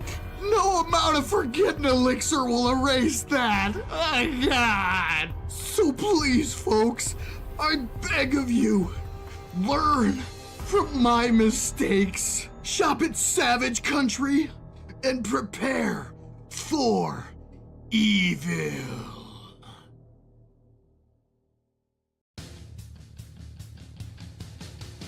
I'm a man, and one thing every manly man knows, bigger is better. Bigger vehicles, bigger guns, bigger tools, and of course, bigger workstations. Well, I'm proud to announce the latest offering from that house of manly men working stiff tools, the Alpha 21 Forge. Just look at that beauty. It just screams, I'm a man. Why? Because it's bigger, and bigger is better. Twice as big as the current Wimpy Forge. So don't be a pussy. Order yours today. Oh, cool. So, does the new Alpha 21 Forge have more functionality? Who cares? It's bigger, and that means better. Okay. Is the Alpha 21 Forge more efficient? Don't matter. It's bigger. Does the Alpha 21 Forge offer anything new at all? Bigger. But shut up, pussy. The brand new Alpha 21 Forge from Working Stiff Tools. Because bigger is better. Coming your way soon. When, you may ask? Well, that's for us to know and for you to piss off. So shut your mouth and give us your money. Be a man. And I am back, ladies and gentlemen. Thank you very much for hanging in there with me. We're going to be getting back into this here in just a second. If you haven't yet ladies and gentlemen, make sure and hit that like button. Let me jump into chat before we jump back into the video here. Shadow in Carnage, welcome to the stream. Thank you very much for joining. Old Crow, how you doing, man? Welcome to the stream. Seth Darby, welcome to the stream. Thank you very much for joining. So, guys, before we get into the second half here, so the second half is much more feature-focused. So they're going through some of the stuff that's upcoming. So, yeah, I kind of just want to summarize the first half real quick, and then we'll move on to the more positive bits. Because that's what I like more, is the positive stuff. I hate having to point out all the fun pimps being the fun pimp stuff. But you've got to, you have to hold them accountable. You got to call that kind of crap out. And, when I see it, I will. Just who I am. So, unfortunately, a lot of this, it's their MO. It's what they do far too often. A lot of gaslighting, a lot of straw man, and a lot of projection. Their what rarely matches their why, which is unfortunate. And it all just comes down to a lack of communication. They're not very good at interacting with their customer base, with their paying customers, their fan base, which is unfortunate, because God, just imagine how much more the hype would be if they actually made the paying customers feel welcome and like a part of this process, instead of the language that they use that it's condescending and it's not helpful. It's not helpful in any way. Claiming that all their critics are just doing it, they're irrational and emotional. No, they're not. You guys are the ones taking the criticism personally and reacting emotionally.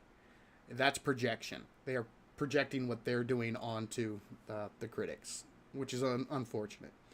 And the constant gaslighting, not letting people know, never really mentioning, like the learn by doing.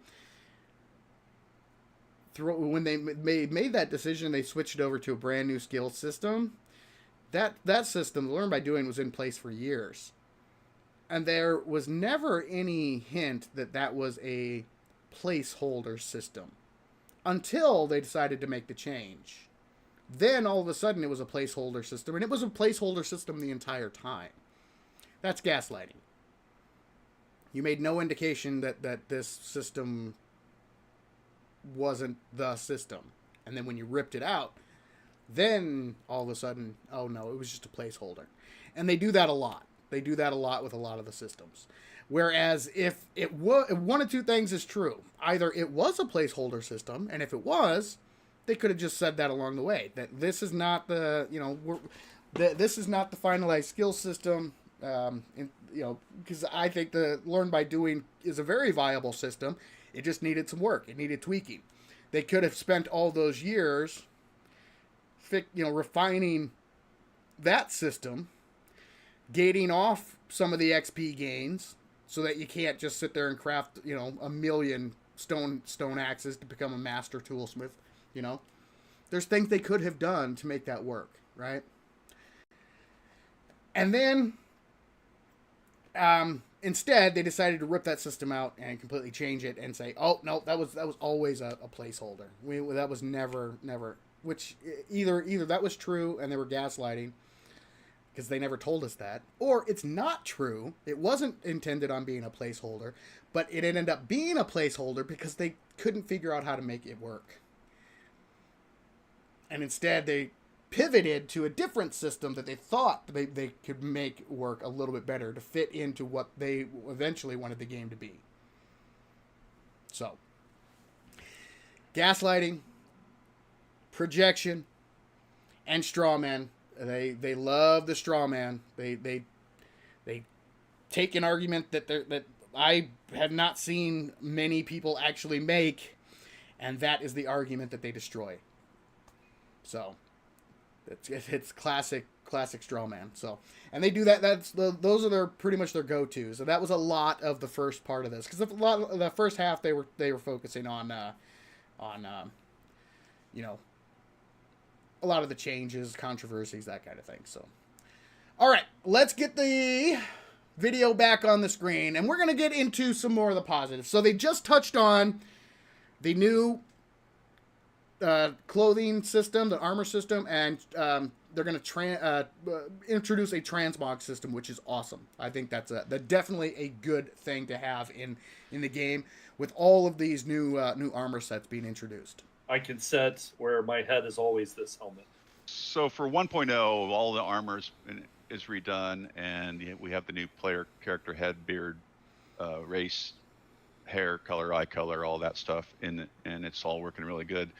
The cosmetic agency part is coming with the wardrobe system, so you can kind of pick how you want to look, but yet have the armor protection that you actually have on your person. I don't know if you guys can talk I about like that. the bandits. I know that's coming in a later feature, but a lot of work's been done. Yeah. A lot of the models. Steve and Sean have worked on pathing and taking cover and some other variables with it. We've talked a lot about how we want to handle them as far as in POIs, and But we probably shouldn't share those details just yet. All right. well, yeah, they're still Lathan, you ruin everything. Come on. we're still debating, how the best to tackle that. And that's another thing right there. Did you guys catch that part? We're still debating how best to tackle that. Yet, if you guys remember, back in 21, it was they pulled bandits at the last minute. They were in and they even said they were in up until very near the end, or very near the launch of Alpha 20 or 21. And then we were supposed to have a shorter window between Alpha 21 and Alpha 22 in which bandits were supposed to be the big feature. But those got pushed back to the second big update. So they're not even coming in after launch. The next big update, Storms Brewing. The bandits aren't even coming in that. They're coming in a new threat, which is the second major update to release after the launch of 1.0. So, but yet they're still debating how to tackle bandits.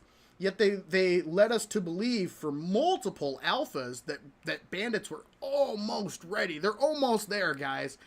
We just want to make them wow.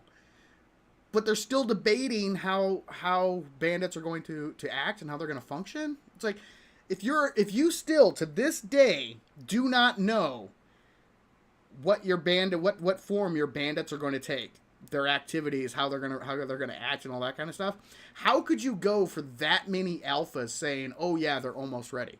They're not almost ready. You're still debating what you need them to do, how you need them to act. Meaning there's a lot of work yet to do with bandits. If you're still debating all that stuff to this day, then why were you teasing them for alpha after alpha after alpha? But they were so close, and even in Alpha 21, they were so close, but they pulled them at the last minute. It doesn't make any sense to me. And that's why I'm saying, All right. yeah, Okay. I'm share because it's not cemented, so we don't want to tell you something and then That's a year later when it releases. But it's okay that we tease, right? Yeah, sure. I think it's something we've wanted for a long time, though, because you want to have something that can fight you at range. And something that's been teased and promised for a long time. Yeah, that'll be a nice change whenever that's ready. Yeah. And I agree. no, People have a been new looking enemy forward threat, to yeah, bandits it for can be a a lot very of fun. long time. It'll likely tie into the biome progression a bit too, a fair bit. So there's a larger presence in certain biomes than others. 1.0 June looks pretty realistic yet. We're What year is just that? kind of Yeah. no, 2048. That's a yes, detail. yeah. This I love that. I mean, the Neebs crew they're so entertaining, and they joke around a lot. So, good on Neebs for. this June. So we think we're going to hit an experimental in May. Yet we think. Sweet. And I will say that when they did announce the they announced taking applications for Streamer Weekend, and they did say that they're actually looking at early to mid-June for experimental, or for when Streamer Weekend would happen, which would be experimental. So, yeah, it may probably not happening. It's possible, but it could be a early June experimental and a late June stable. That's also possible. Yeah, and that looks like the direction that they're going is early to mid June, like maybe first or second week in June for the experimental, and then hopefully by the end of the month for the stable. I didn't even think of experimental being a part of it. So yeah, that's great. Well, we want to keep up that particular thing. We are still wanting to do a Streamer Weekend, but it may be navigated through. Why don't we share that detail later? Yeah, all right, on that. I didn't know. So they are doing Streamer Weekend a little bit differently this time. I did say earlier that I've submitted my application. We'll see if I get accepted or not, but it'll be interesting how they handle it this time, because it sounds like they're going to try things a little differently than they have in the past. The lawyer was here. Lathan, you ruined everything. I know. He's making it where I had to sit here. You're just being Sense, responsible, bro. Lathan. We appreciate you. The good thing is we can do a submission for console during experimental or shortly after, once we feel it's stable enough, onto consoles, and then have like others have done, have a day one patch that's really like a stable 1.1 or something cooked up and ready to download then for. It's digital only. Console version's digital only at launch. We've talked about doing a retail SKU. We didn't want to complicate this release or slow it, make people wait any longer than they already have. Exactly. They've been waiting. Like, you realize this is 7 years of content. Oh yes, the console players are well aware, and good on them for I hate digital only media. Because the problem with digital only is you don't actually own it. They can pull it at any time. So I would much rather own physical media than digital. Digital only to start, I don't have a problem with. Hopefully down the road they do get physical media, physical copies for sale. But yes, the quicker the better. Because the console players have been, I've said it before, I don't think the word patient is correct, because they have been very vocal, and rightfully so, but they've been waiting for a very long time. We're working out of one database. Our plan is to keep parity as close as we can, so every release within weeks of stable or less console launch happens. Crossplay already works, but we don't have the actual green light completely from Sony and Microsoft to. That's really cool news too. That the fact that crossplay is working. If you guys aren't familiar with consoles, how they work, Sony and Microsoft has a lot of say. They pretty much have to green light any game, any updates. All modding has to go through them, so they have a massive say on a lot of what can and cannot go into the game. They're the ones who have to give it the thumbs up. So there is some validity to that type of statement. But the fact that crossplay is currently functional, and they're just waiting for Microsoft and Sony to give them the thumbs up. Yeah, I think that's cool. The approval. Yeah. Yes. The approval, but they think they will approve it. I think the long-term sort of dedicated server game those guys have never got to experience. So that'll be great, and then that's in the holiday patch. Yeah, again, take that with a grain of salt, guys. I said it in my PC video. I highly doubt they're gonna hit those 6-month windows. Just even think about Alpha 21 to Alpha 22. It was supposed to be a shorter 6-month time window. it's going to end up taking a year. So I think that's probably going to be the time frame between updates is 1 year minimum. So I think more than likely we'll probably see, the first big update probably in June or July of 25, and then June or July of 26 for the next one, June or July 27. I think it's going to be at least 2027 until all 3 of those updates are out. If their past performance is any indication of moving forward, I think that's more realistic. But we shall see. They said they're trying, they're focused more on making those deadlines. But I do think it's encouraging that crossplay is working. And I'm honestly thinking about once crossplay is implemented and working, I'm seriously thinking about bringing back the Savage World server, and then doing a Savage World server that's crossplay compatible for the members. So we'll see if we can make that viable, and if there'd be any interest in that once crossplay is available. I think that'd be cool. It could come sooner. It could come sooner potentially. I mean, it works already. They say that a lot, and it never does. That's why they just need to stop saying stuff like that. It's like, you guys keep saying that, and it never happens. Never. I can't remember one time when they said, oh, it could come sooner than our projected mark, when in actuality it comes much later. I can't think of an instance when it's come sooner. On launch, I think we're talking some pre-generated maps for the console guys, but we think a shorter than holiday generating your own maps will happen. That's what we're hearing from the programmers in Australia. I don't know if it was So yeah, the crossplay and random gen is slated to be introduced to consoles in the first update. Storm's brewing. Hopefully, it would be awesome if they hit that by winter time. If they kept that one, like a Christmas Day update or a Christmas time update, that would be cool. But again, skepticism. I'm a little. Happen to mention anything that you happen to be most excited about on this?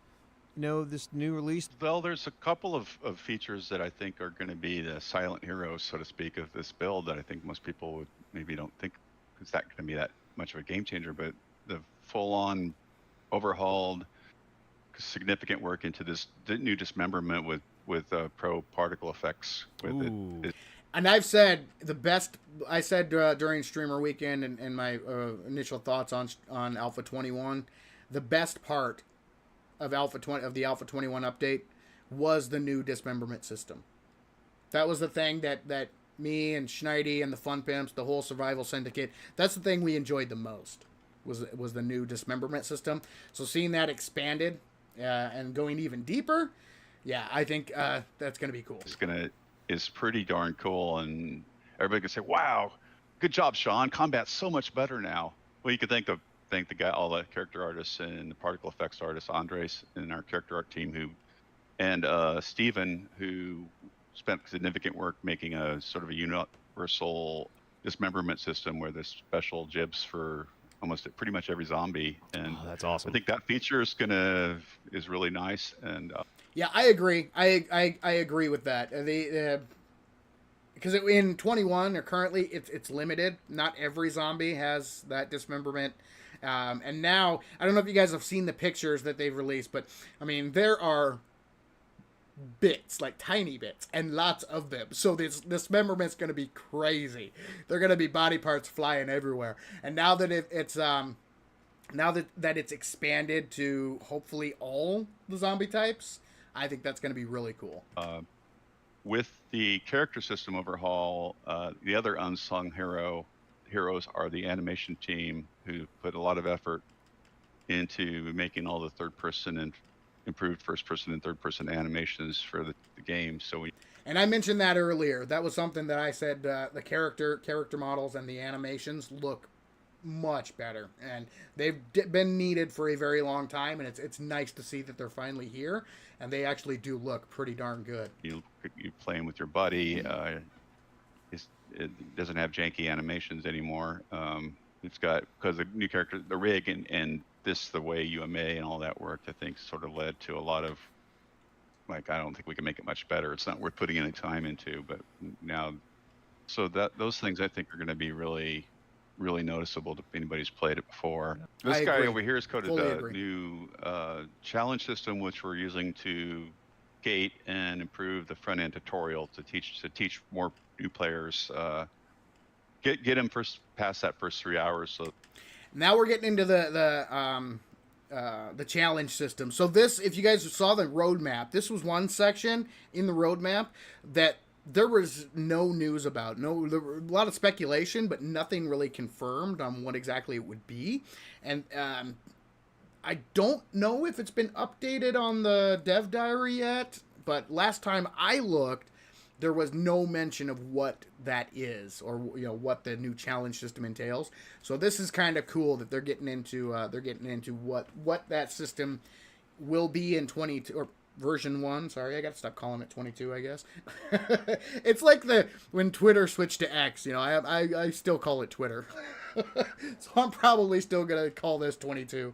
so they can, that's the learning curve. If you can make it, if you can have fun without dying too much at the 3 hours, you might see the beauty of this game. Mm-hmm. That is a very true statement, because I've told the story before. I first started on the console version, right? And I almost rage quit 7 Days to Die at the very beginning, because I didn't, it spawned me right next to the radiation zone on a road. I could have gone one way or the other way. I chose the wrong way, walked right into the radiation and just died immediately.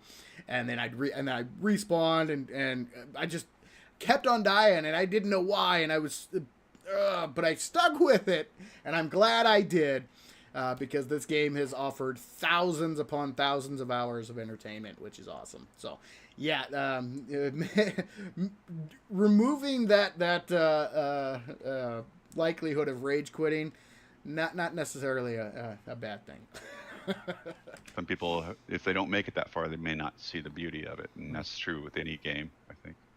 It's replacing the journal system, so it's a more interactive way of learning how to play the game. And but we'll have other challenges that are more kind of achievement hunter type things as well. Okay. It opens there's some like difficulty type stuff, but it also opens the door to do something that had sort of time challenges for get double XP towards this DLC hat or something, if you play this. We See, now that statement there, I was like, wait. So double XP towards a DLC hat. So are they saying that the DLC, you're going to be able to earn some of the DLC for free? Is that, or are they doing kind of like a battle pass kind of system where you're earning XP towards the next, because the way battle passes work, you play the game and you earn points throughout to unlock different things. Is that the way they're going? Are they going battle pass? Because if that's the case, no, thank you. I'm not a good, not a good, not a good idea. Not a fan of battle pass systems. But if they are because they are doing the cosmetic microtransactions, the cosmetic DLCs. If this challenge system is implementing a way to earn some of those for free, I think that's cool. I mean, I wouldn't be opposed to that. But if they're going to more of like a battle pass system, hard pass. Discuss In a later release. In a later, yeah. You're overselling it now. So it opens the door for those kind of things for us. It also replaces the front tutorial because it's built into the challenge system. It's kind of like I like this next part. The first two sort of levels of challenges are getting yourself clothed and learning how to harvest, and then meeting the trader, and then doing some basics of homesteading so that you won't have to craft that campfire along the way to the trader, which was just something you see on the servers. Oh, there's another campfire. Oh yeah, and a couple of blocks. Yeah, block with a campfire sitting on top. everywhere. That is awesome. I love that. They're switching that up a little bit. Thank you. Because anybody who's ever played on a server, you know, near every one of the spawn points, you will find a wood block with a campfire sitting on top of it. They are all over the place on servers because that's part of the tutorial. You know, you got to do the whole thing, and then you go and visit the trader. Now they're kind of switching it up a little bit, which I think is good. Get the, you know, clothing, the harvesting out of the way, visit the trader, and then do the building and campfire portions of it. So I like that. You know, for anybody who's afraid that we're going 1.0 and we're changing our development style or we're going to stop developing the game, I think those are just rumors. I wouldn't feel that way. Of course, we want to be more disciplined on our time and our scope and everything else. But I think it's in our DNA that if somebody comes up with a really cool idea and we go, damn, I wish you wouldn't have said that. That's going in, Yeah. you know, and we're still kind of that. Joel and I are still kind of like that. We just we got to do that although we do have some memory footprints on console to respect that we're finding we're squeezing more room, and we have to kind of be cognizant of that with new ideas.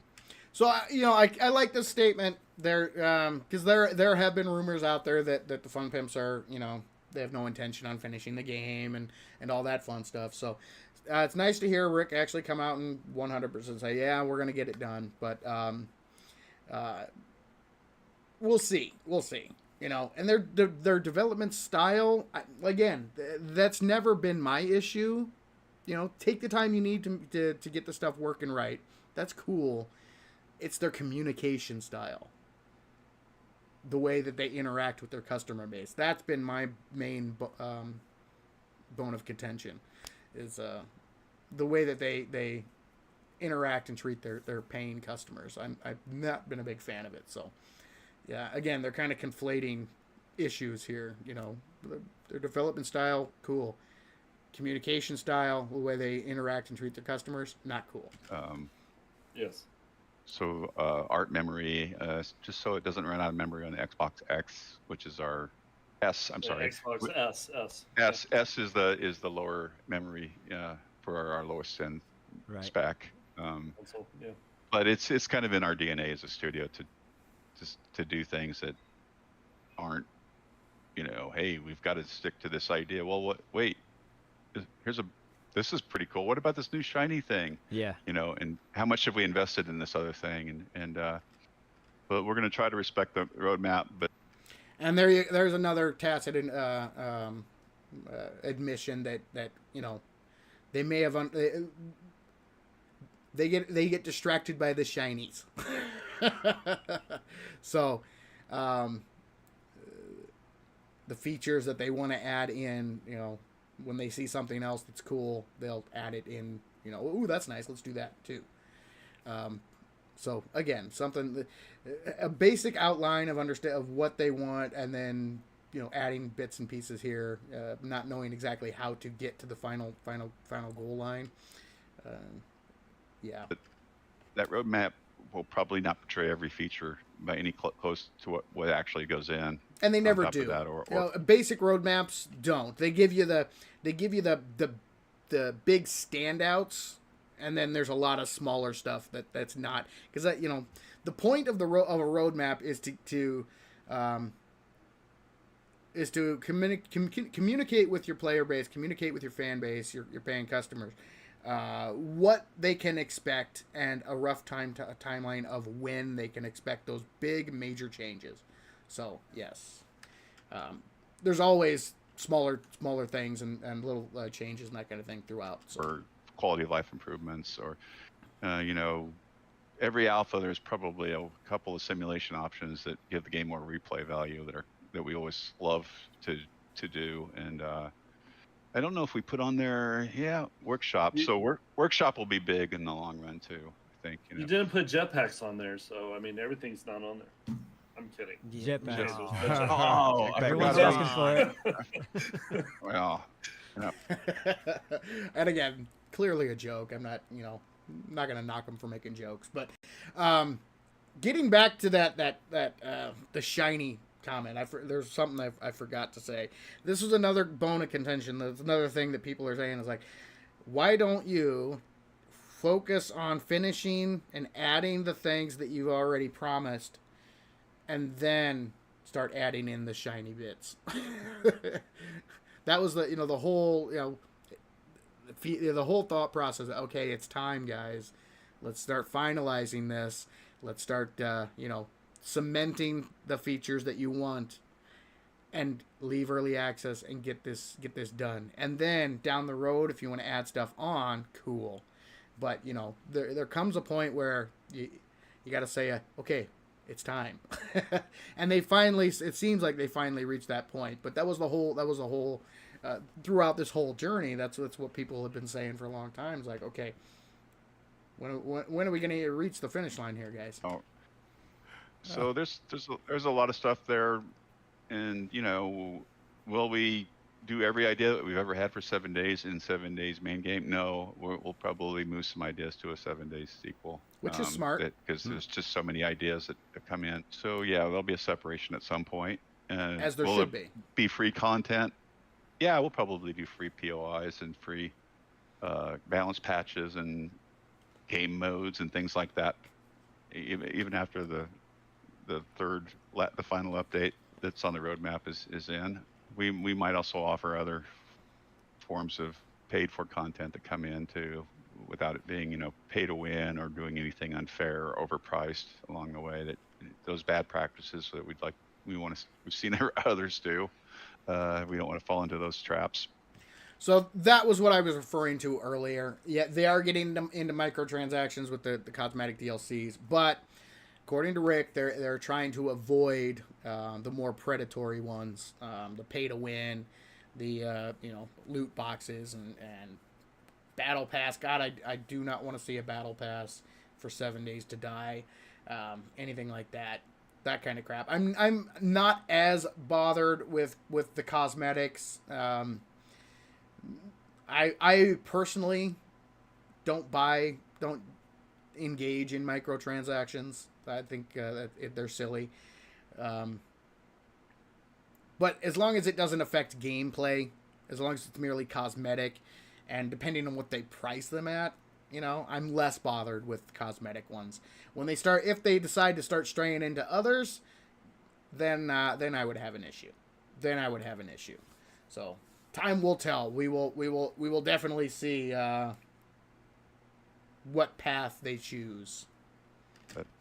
And hopefully they stick to what he's saying here. Yeah, I think a lot of folks are excited for the console launch, and the architecture of the back end of the store forced us to sort of wait a minute, we can't name this what we want it to name it, and not without having a mismatch of naming or a branding confusion conundrum to deal with. So but yeah, we're planning on giving a discount to people who own the old console version already. Yeah. And this is interesting. The had like 70-something% off, right? Right now, you mean? No, to the previous console. I saw something. So here Simon is mixing up. So the Fun Pimps, when they made their announcement video, they said there was a last chance discount for PC players. They got 76% off. I think it was April 22nd to the 29th. So a couple weeks ago is when it ended. It was the last chance to get 7 Days to Die on Steam for that radically reduced price, which was 76% off. And I think that Simon's mixing that up, and he's saying, "Oh, that's what the console discount's going to be." And I find their answer here interesting. Sorry, we don't know what the. No, we haven't decided on what the discount will end up being. They haven't decided what the discount will be. Gotcha. Yet we're still working with those, and it could be something that has a duration that's pretty generous, like you got a quarter, 90 days or something to take advantage of that if you owned it already. Sure. Yeah, we're still navigating that, and I understand why people might be like, wow, the PC guys get it all, but we've got to pay this, but we didn't ask for Telltale to go and solve it. And not an acceptable answer. Not an acceptable answer. We didn't ask for Telltale. No, of course you didn't ask for Telltale. That doesn't matter. It does not matter. that Telltale went belly up and really threw a wrench into things. The way that you responded to that circumstance, in my opinion, was unacceptable. You should have been much more clear with your console players throughout the entire process, but you were not. You pretty much went radio silence for years. Caused this conundrum. We were happy updating it as we were, and we probably would have been updating both, all of them in parity. That's beside the point. Telltale did go belly up. They did go bankrupt. So yeah, of course you didn't ask for it. It was an unfortunate circumstance. But that's beside the point. How did you react to that circumstance? That is what console players have an issue with. All along the way, if that hadn't happened. And then we went through a period of about a year and a half where we didn't know if we'd ever get the rights back and the publishing rights. And we were like, well, we got to do what's best for our company and our business, which is to work with the PC version and move forward. And that led to some architectural changes that made it kind of impossible to update the old version. And therein lies the problem. Perfectly rational, reasonable explanation. Yes, the architectural changes, focusing on, having to focus on PC because they literally could not focus on console because they didn't own the rights. Had they just explained this way back in the day, and as things developed and as things went along, and were much more clear, I don't think it would have been nearly as big of an issue as it has turned out to be. So, I don't think I knew this story. So if I'm not wrong, bingo, Apsro nailed it. He did not know this story, and not a lot of people did because the Fun Pimps didn't say anything about it. They went radio silence. Telltale had the publishing rights to 7 Days on console, and then Yes. okay, and then I guess you guys got it back, obviously. Yes. All right. They went out of business. They went bankrupt, and Gotcha. The rights to that got in limbo, and then we had to bid against others to get our rights back, publishing rights to That's that. always fun, wow. isn't it? Yeah, it's crazy. Really crappy situation. Absolutely. But why didn't you just explain all of this as you were going through the process? Because I'm sure it was frustrating. It was frustrating for you, but it was just as frustrating for your console players. Because at least you knew what was going on. At least you knew what was happening. They had no clue. And Apsro I had no idea, no clue about this story. That's a common sentiment because, again, Fun Pimps radio silence for a very long time. So we navigated all that. I'm happy you guys got it back. That's great. Yeah. We would have had to make this, by the time we got it back, though, it was just significant architectural changes in the PC version. And it's like, I don't think we can squeeze this down to that thing anymore. It already had so many differences, like the draw distance and the number of zombies. And they've known that for a while. And that's another thing I'm kind of a little bit annoyed of. The old version should have been delisted the moment they knew that it would be impossible to upgrade it, to update it to the current version. The moment they knew that, it should have been delisted. That's when they should have said, okay, we are going to need to make a new version. Instead, has it been delisted yet? Or will they? I know they said they're delisting it, but is it on launch of the new version, or have they already delisted it? I don't know. I'm not sure if they delisted it, but they should have been delisted way back as soon as they knew that they were not going to be able to update it. That's when they should have delisted it and sent out a statement of why. That would have been the responsible thing to do. The number of trees and grass. There was so many tricks to squeeze it on that old hardware. The big advantage of doing the new hardware is that it has parity with PC and crossplay as possible. It would not be possible with this version and that.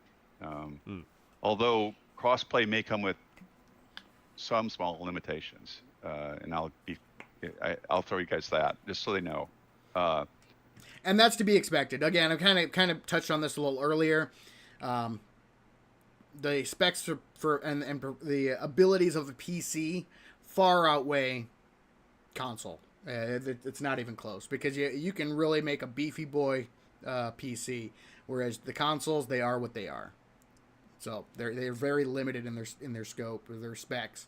So yeah, what's possible on PC, not going to be 100% possible for everybody on console. So that's why they're tailoring it to, not all features are going to be.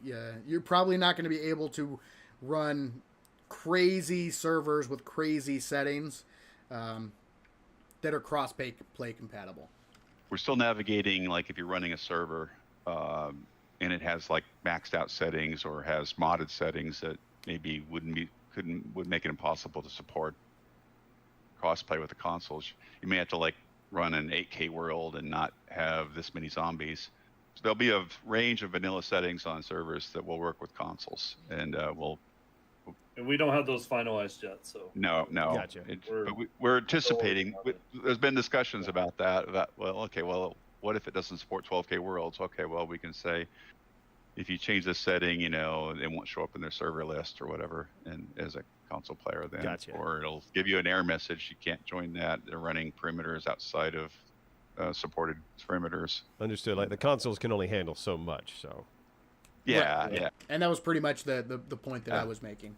But I think it's going to be generous and it's going to be really good, and there's going to be a lot of perimeters you can run that within the guidelines that'll make it fun and allow replay and you play on insane mode and at least 8K world support. And it's at least something. It'll be I'm really excited for the console players because they'll finally be able to experience the multiplayer dedicated server awesomeness, because it can be a lot of fun. But I am, the whole console situation, it's rubbed me the wrong way for a long time. It's really nice. The discount, it's the least they can do. So let me give you guys my thoughts on the discount and what it should be. So as you guys know, they're jacking up the price to $45. I'm not. Some people are pretty bothered by the price increase. I'm personally not too bothered by it. For the amount of content in 7 Days to Die, if you're brand new to the game, $45 seems like a pretty fair price. If you've never played it, you don't know anything about it. For the console players that have previously purchased the game, the discount should be at least the current retail price minus the previous retail price. Minimum. That should be minimum what their discount is. So they're not paying more for this final copy. So the most that they should ever have had to pay for this is the current retail price. That should be bare minimum what the discount should be, in my opinion. So I don't even remember how much I paid for it when I bought it on console, because I bought it pretty close to when they launched it. I paid full price for the original console version. So if the price now is $45 and the price then was $30, 20, I think it was $29.99. I don't know. It's been so long, guys. It's been so long. But they should not pay more than $44.99 total for this game. That's what the discount should be in order to make it, as fair as possible. At least that's my opinion. If they want to do go a little bit more because of the long time. John Blaze is saying it's $39.99? It's $40? They're selling the old game for $40? Really? Is that accurate?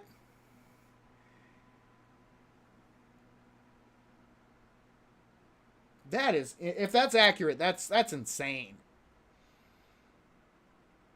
On Xbox. Really? So it's the old game is still currently available and they're selling it for $40? Oh man, that's messed up. Dude. Why are you so surprised? I'm not. It's just, you know, it's just so scummy. It's just like, why are you? Why? All right, I'm gonna look it up too, guys. I'm a trust but verify kind of guy.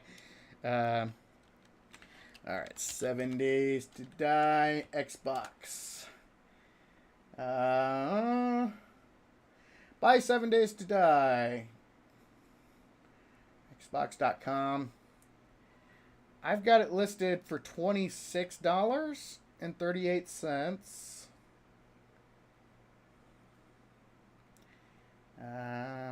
Hold on a second. Shopping. Let's go to shopping tab here. Yeah, those are used copies. I don't have an Xbox like account because I'm seeing, yeah, that's pre-owned.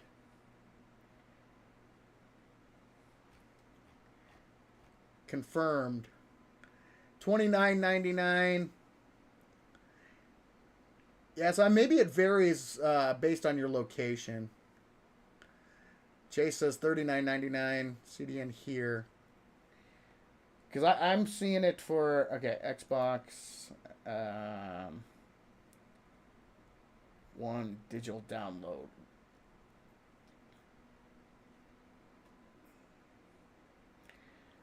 I'm seeing, let's see. Game, that's pre-owned. Yeah, all I'm getting is the pre-owned because I don't know. You can get it the pre-owned pretty darn cheap, but I just find it crazy that it's still being offered. It's like, why is this game still being sold? You know. All right. Well, I guess yeah. That's a crazy price. For that's insane. The console version should have been delisted the moment they knew they were not going to update it, and it shouldn't be being sold today for $40. That is insane. That is just wrong. So the discount needs to be at console players should not pay more than the retail price of the new version in total. So. Craziness, guys. So it'll be good. It'll be just neat to for that community to be able to play the long-term persistent game where you join the server and you play on it with more than 4 people, and that's one of the experiences I think a lot of people like about 7 Days is the persistent server version of playing. You know, we always ask. Yep, agreed. All right, so that was the end of the clips, guys. Let's wrap things up. Oh man, I just don't get it. I don't get it.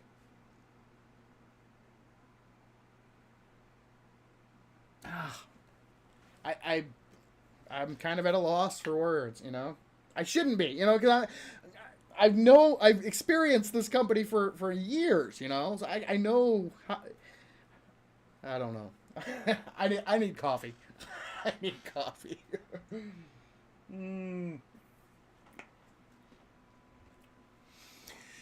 All right, let's go through some of the chat here. CDN being Canadian. Okay, so it's $39.99 Canadian. John Hale says $29.99 on PlayStation, so $30. Oof. Varies whether you have Game Pass or not. Oh, that's another thing, guys. Little spoiler for my video tomorrow. 7 Days to Die is no longer on Game Pass, and it will not be. The new version will not be added to Game Pass. So 7 Days to Die was removed from Game Pass at the end of April, and they will not be offering it the new version when it's released. It will not be on Game Pass. They did announce that. Let's see. Just in case I missed, John Hill, welcome to the stream. Metal Rock Gaming, welcome to the stream. Chase, welcome to the stream. Gray Fox, how are you? Welcome to the stream. Darren, welcome to the stream. And Mr. Krabs, welcome to the stream. Yeah, I'm kind of at a loss for words on that revelation. It's like, what are you doing, guys? This, what the heck? Metal Rock Gaming says I have it for $29.99 US. Yeah, so $30, still $30.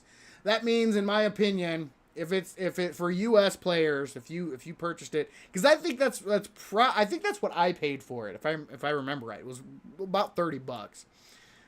You should be able to get the new version for 15, no more than $15. So that would be my minimum when it comes to discount. Yeah, $30. Okay, so pretty much people are saying $30 is what it's currently on sale for. Chase says, "Didn't you notice all the double talk, Rick?" Yeah, throughout the interview. Yes, I did, and we touched on it. We touched on a lot of the fun pimps go back to their playbook. A lot of gaslighting, a lot of projection, a lot of straw man. Double talk. It's I definitely did catch that for sure. Darren says it's not worth it. It's still going to be an unfinished game. Well, yeah, I mean there's still updates that need to be added. So if you were on console and you want to wait until it's completely finished, more power to you. That's totally up to you. If you're a PC player and you're in this stream, more than likely you already have your copy, so you don't have to worry about. You'll have the updates. They'll all come. You don't have to repurchase. You've already got it. You'll have it forever. But if you're a console player, I could understand the reluctance as a console player to jump into the new version, because you may have a feeling that it's gonna be their first time all over again, that it won't be updated or all that. What happened in the original console version is going to happen again. I don't think it will. I doubt that the timetable they've released, the roadmap they've released, I highly doubt they'll actually hit those deadlines. I think it's going to be much longer between updates. But I do believe they will get those updates out. And I do believe they are going to be free. But at the same time, I didn't know they were still selling the current console version for $30. So, I don't know, guys. I don't know. All right. Let's see. Metal Rock Gaming says, it sucks, but luckily I got it on Game Pass before it was taken off for $7.99. Nice. Let's see. John Blaze says, I double checked. The link I saw was in euros, so 39.99 euros. Oh, wow. Darren says more in the UK. That's insane. Snow Spart 998. When I got the game, it was $7.99 with a discount like a week after it launched. Oh, wow. You lucked out. I remember paying right around $30. I'm pretty sure that's what I picked it up for. 9,460 hours. Bro spends his whole time since the game came out. There's some players out there with some crazy hour amounts. I've got a fair amount of hours between both the console and the PC version. I've got thousands of hours in both. But whoever has that 9460, they've got me beat.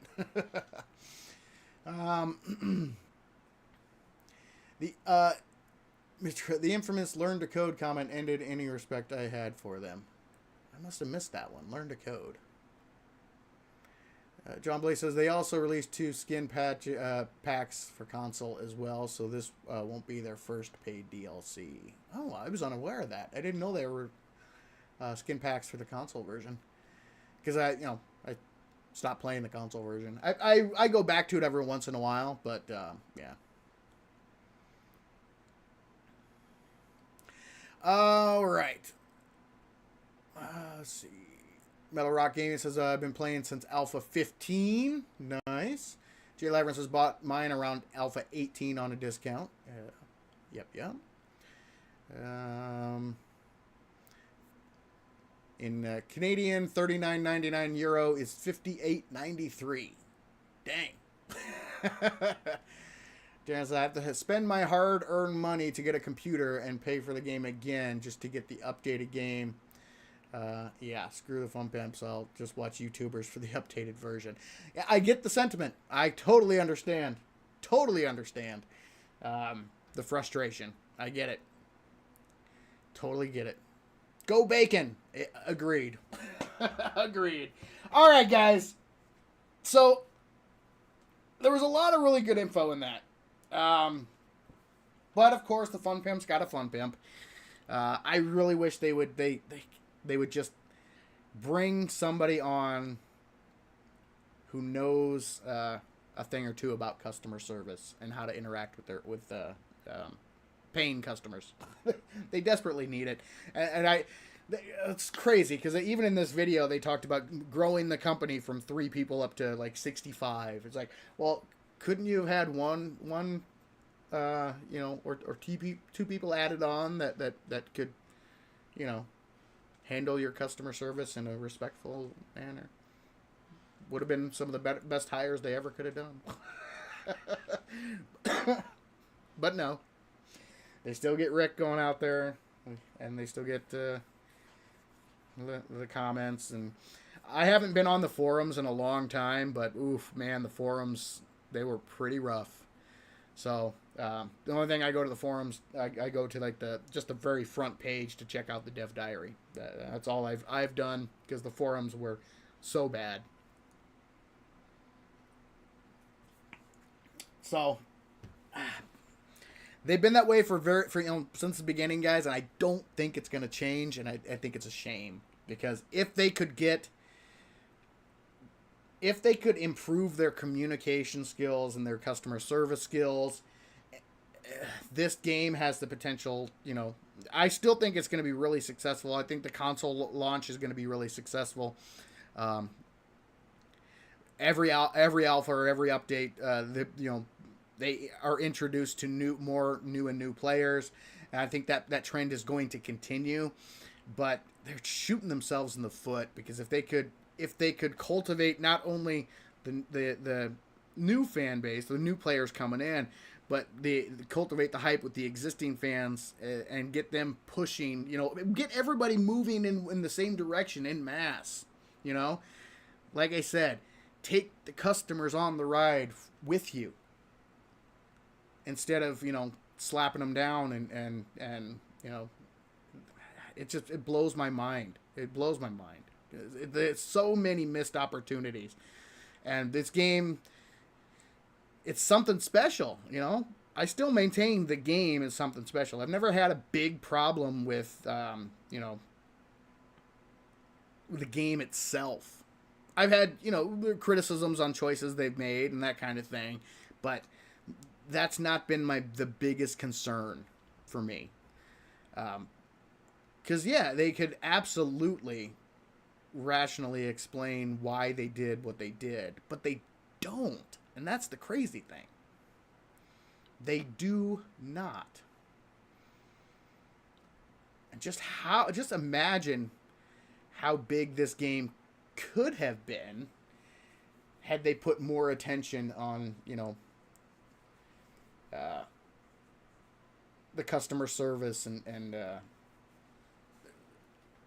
that aspect of the business. That's such a huge part of a business, guys. Huge part of it. And unfortunately, it's a trend in gaming nowadays.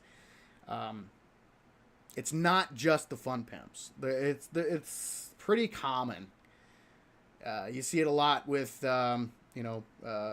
community. Even the companies that have community managers that are the faces and handle all this kind of stuff.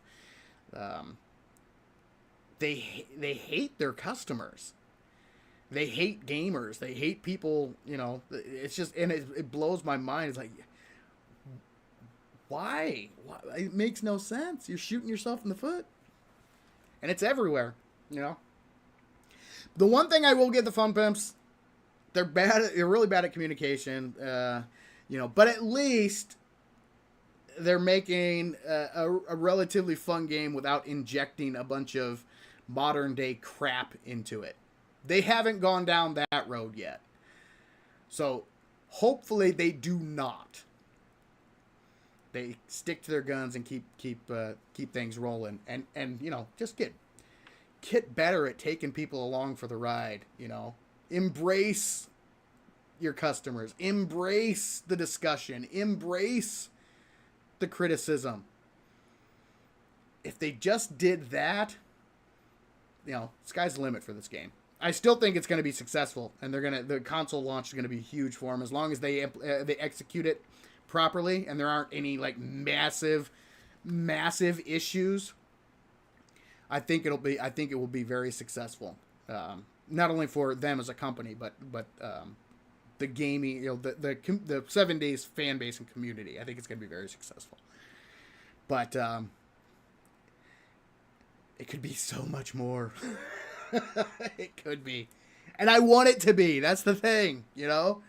I wouldn't be bringing this stuff up if I didn't care about the game. You know, that's why, you know, for almost a year, I set this game aside because I was just apathy set in, and I was like, I'm speaking to a brick wall here, banging my head on the wall, you know, and all I'm getting in return from these guys is mockery and you know, condescension and dismissal, and it's just ugh. But I raise these concerns, I say these things because I'm a fan of the game. I love the game. I want the best for the game. I want to see it succeed, you know? But I'm tired. I'm sick and tired of being lied to. I'm sick and tired of being talked down to, treated like a child. I'm sick and tired of a company asking me for my hard-earned money when in actuality they act like they despise me. It's like, why am I going to give you my money when you hate me? Like, no. So that's why, you know, I walked away for a while. And I'm not 100% sold on this moving forward. I'm still very skeptical.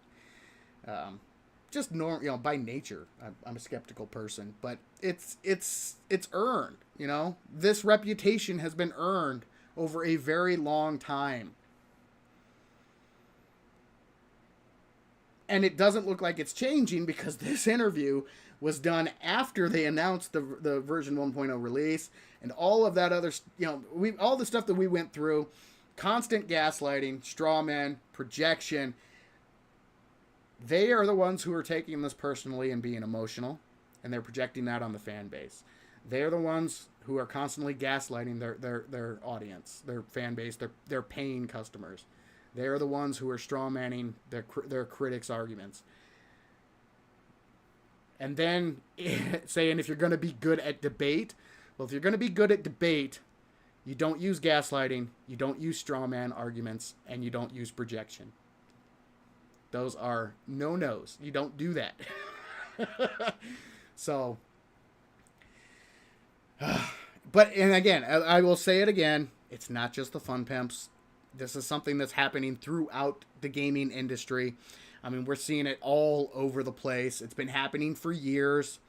And gamers, you know, people are finally starting to wake up to it. And we're, you know, because we're sick of it, you know?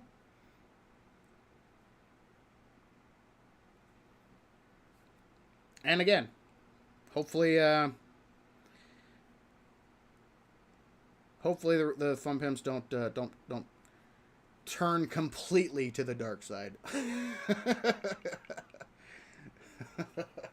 But time will tell. All right, guys, I'm gonna wrap it up.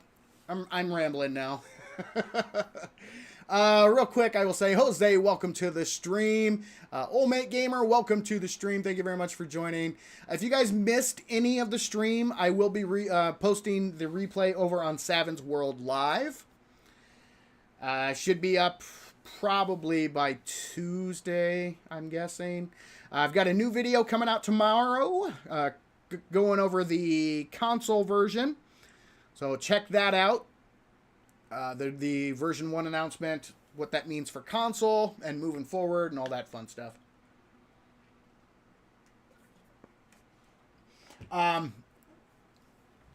Let's see. What else do I need to cover? Oh, yeah. This is the last Sunday night stream. Moving forward, we're going to be going back to Thursdays. So not this coming up Thursday, but the following Thursday will be the next live stream.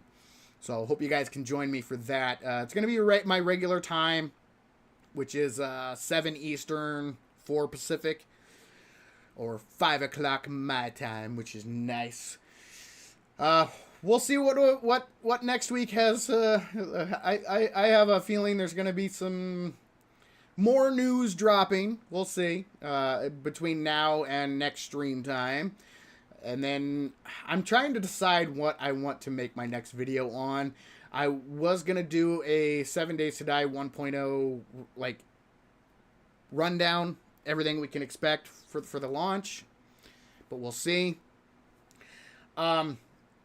The other possibility is making another video highlighting, kind of what we went over today.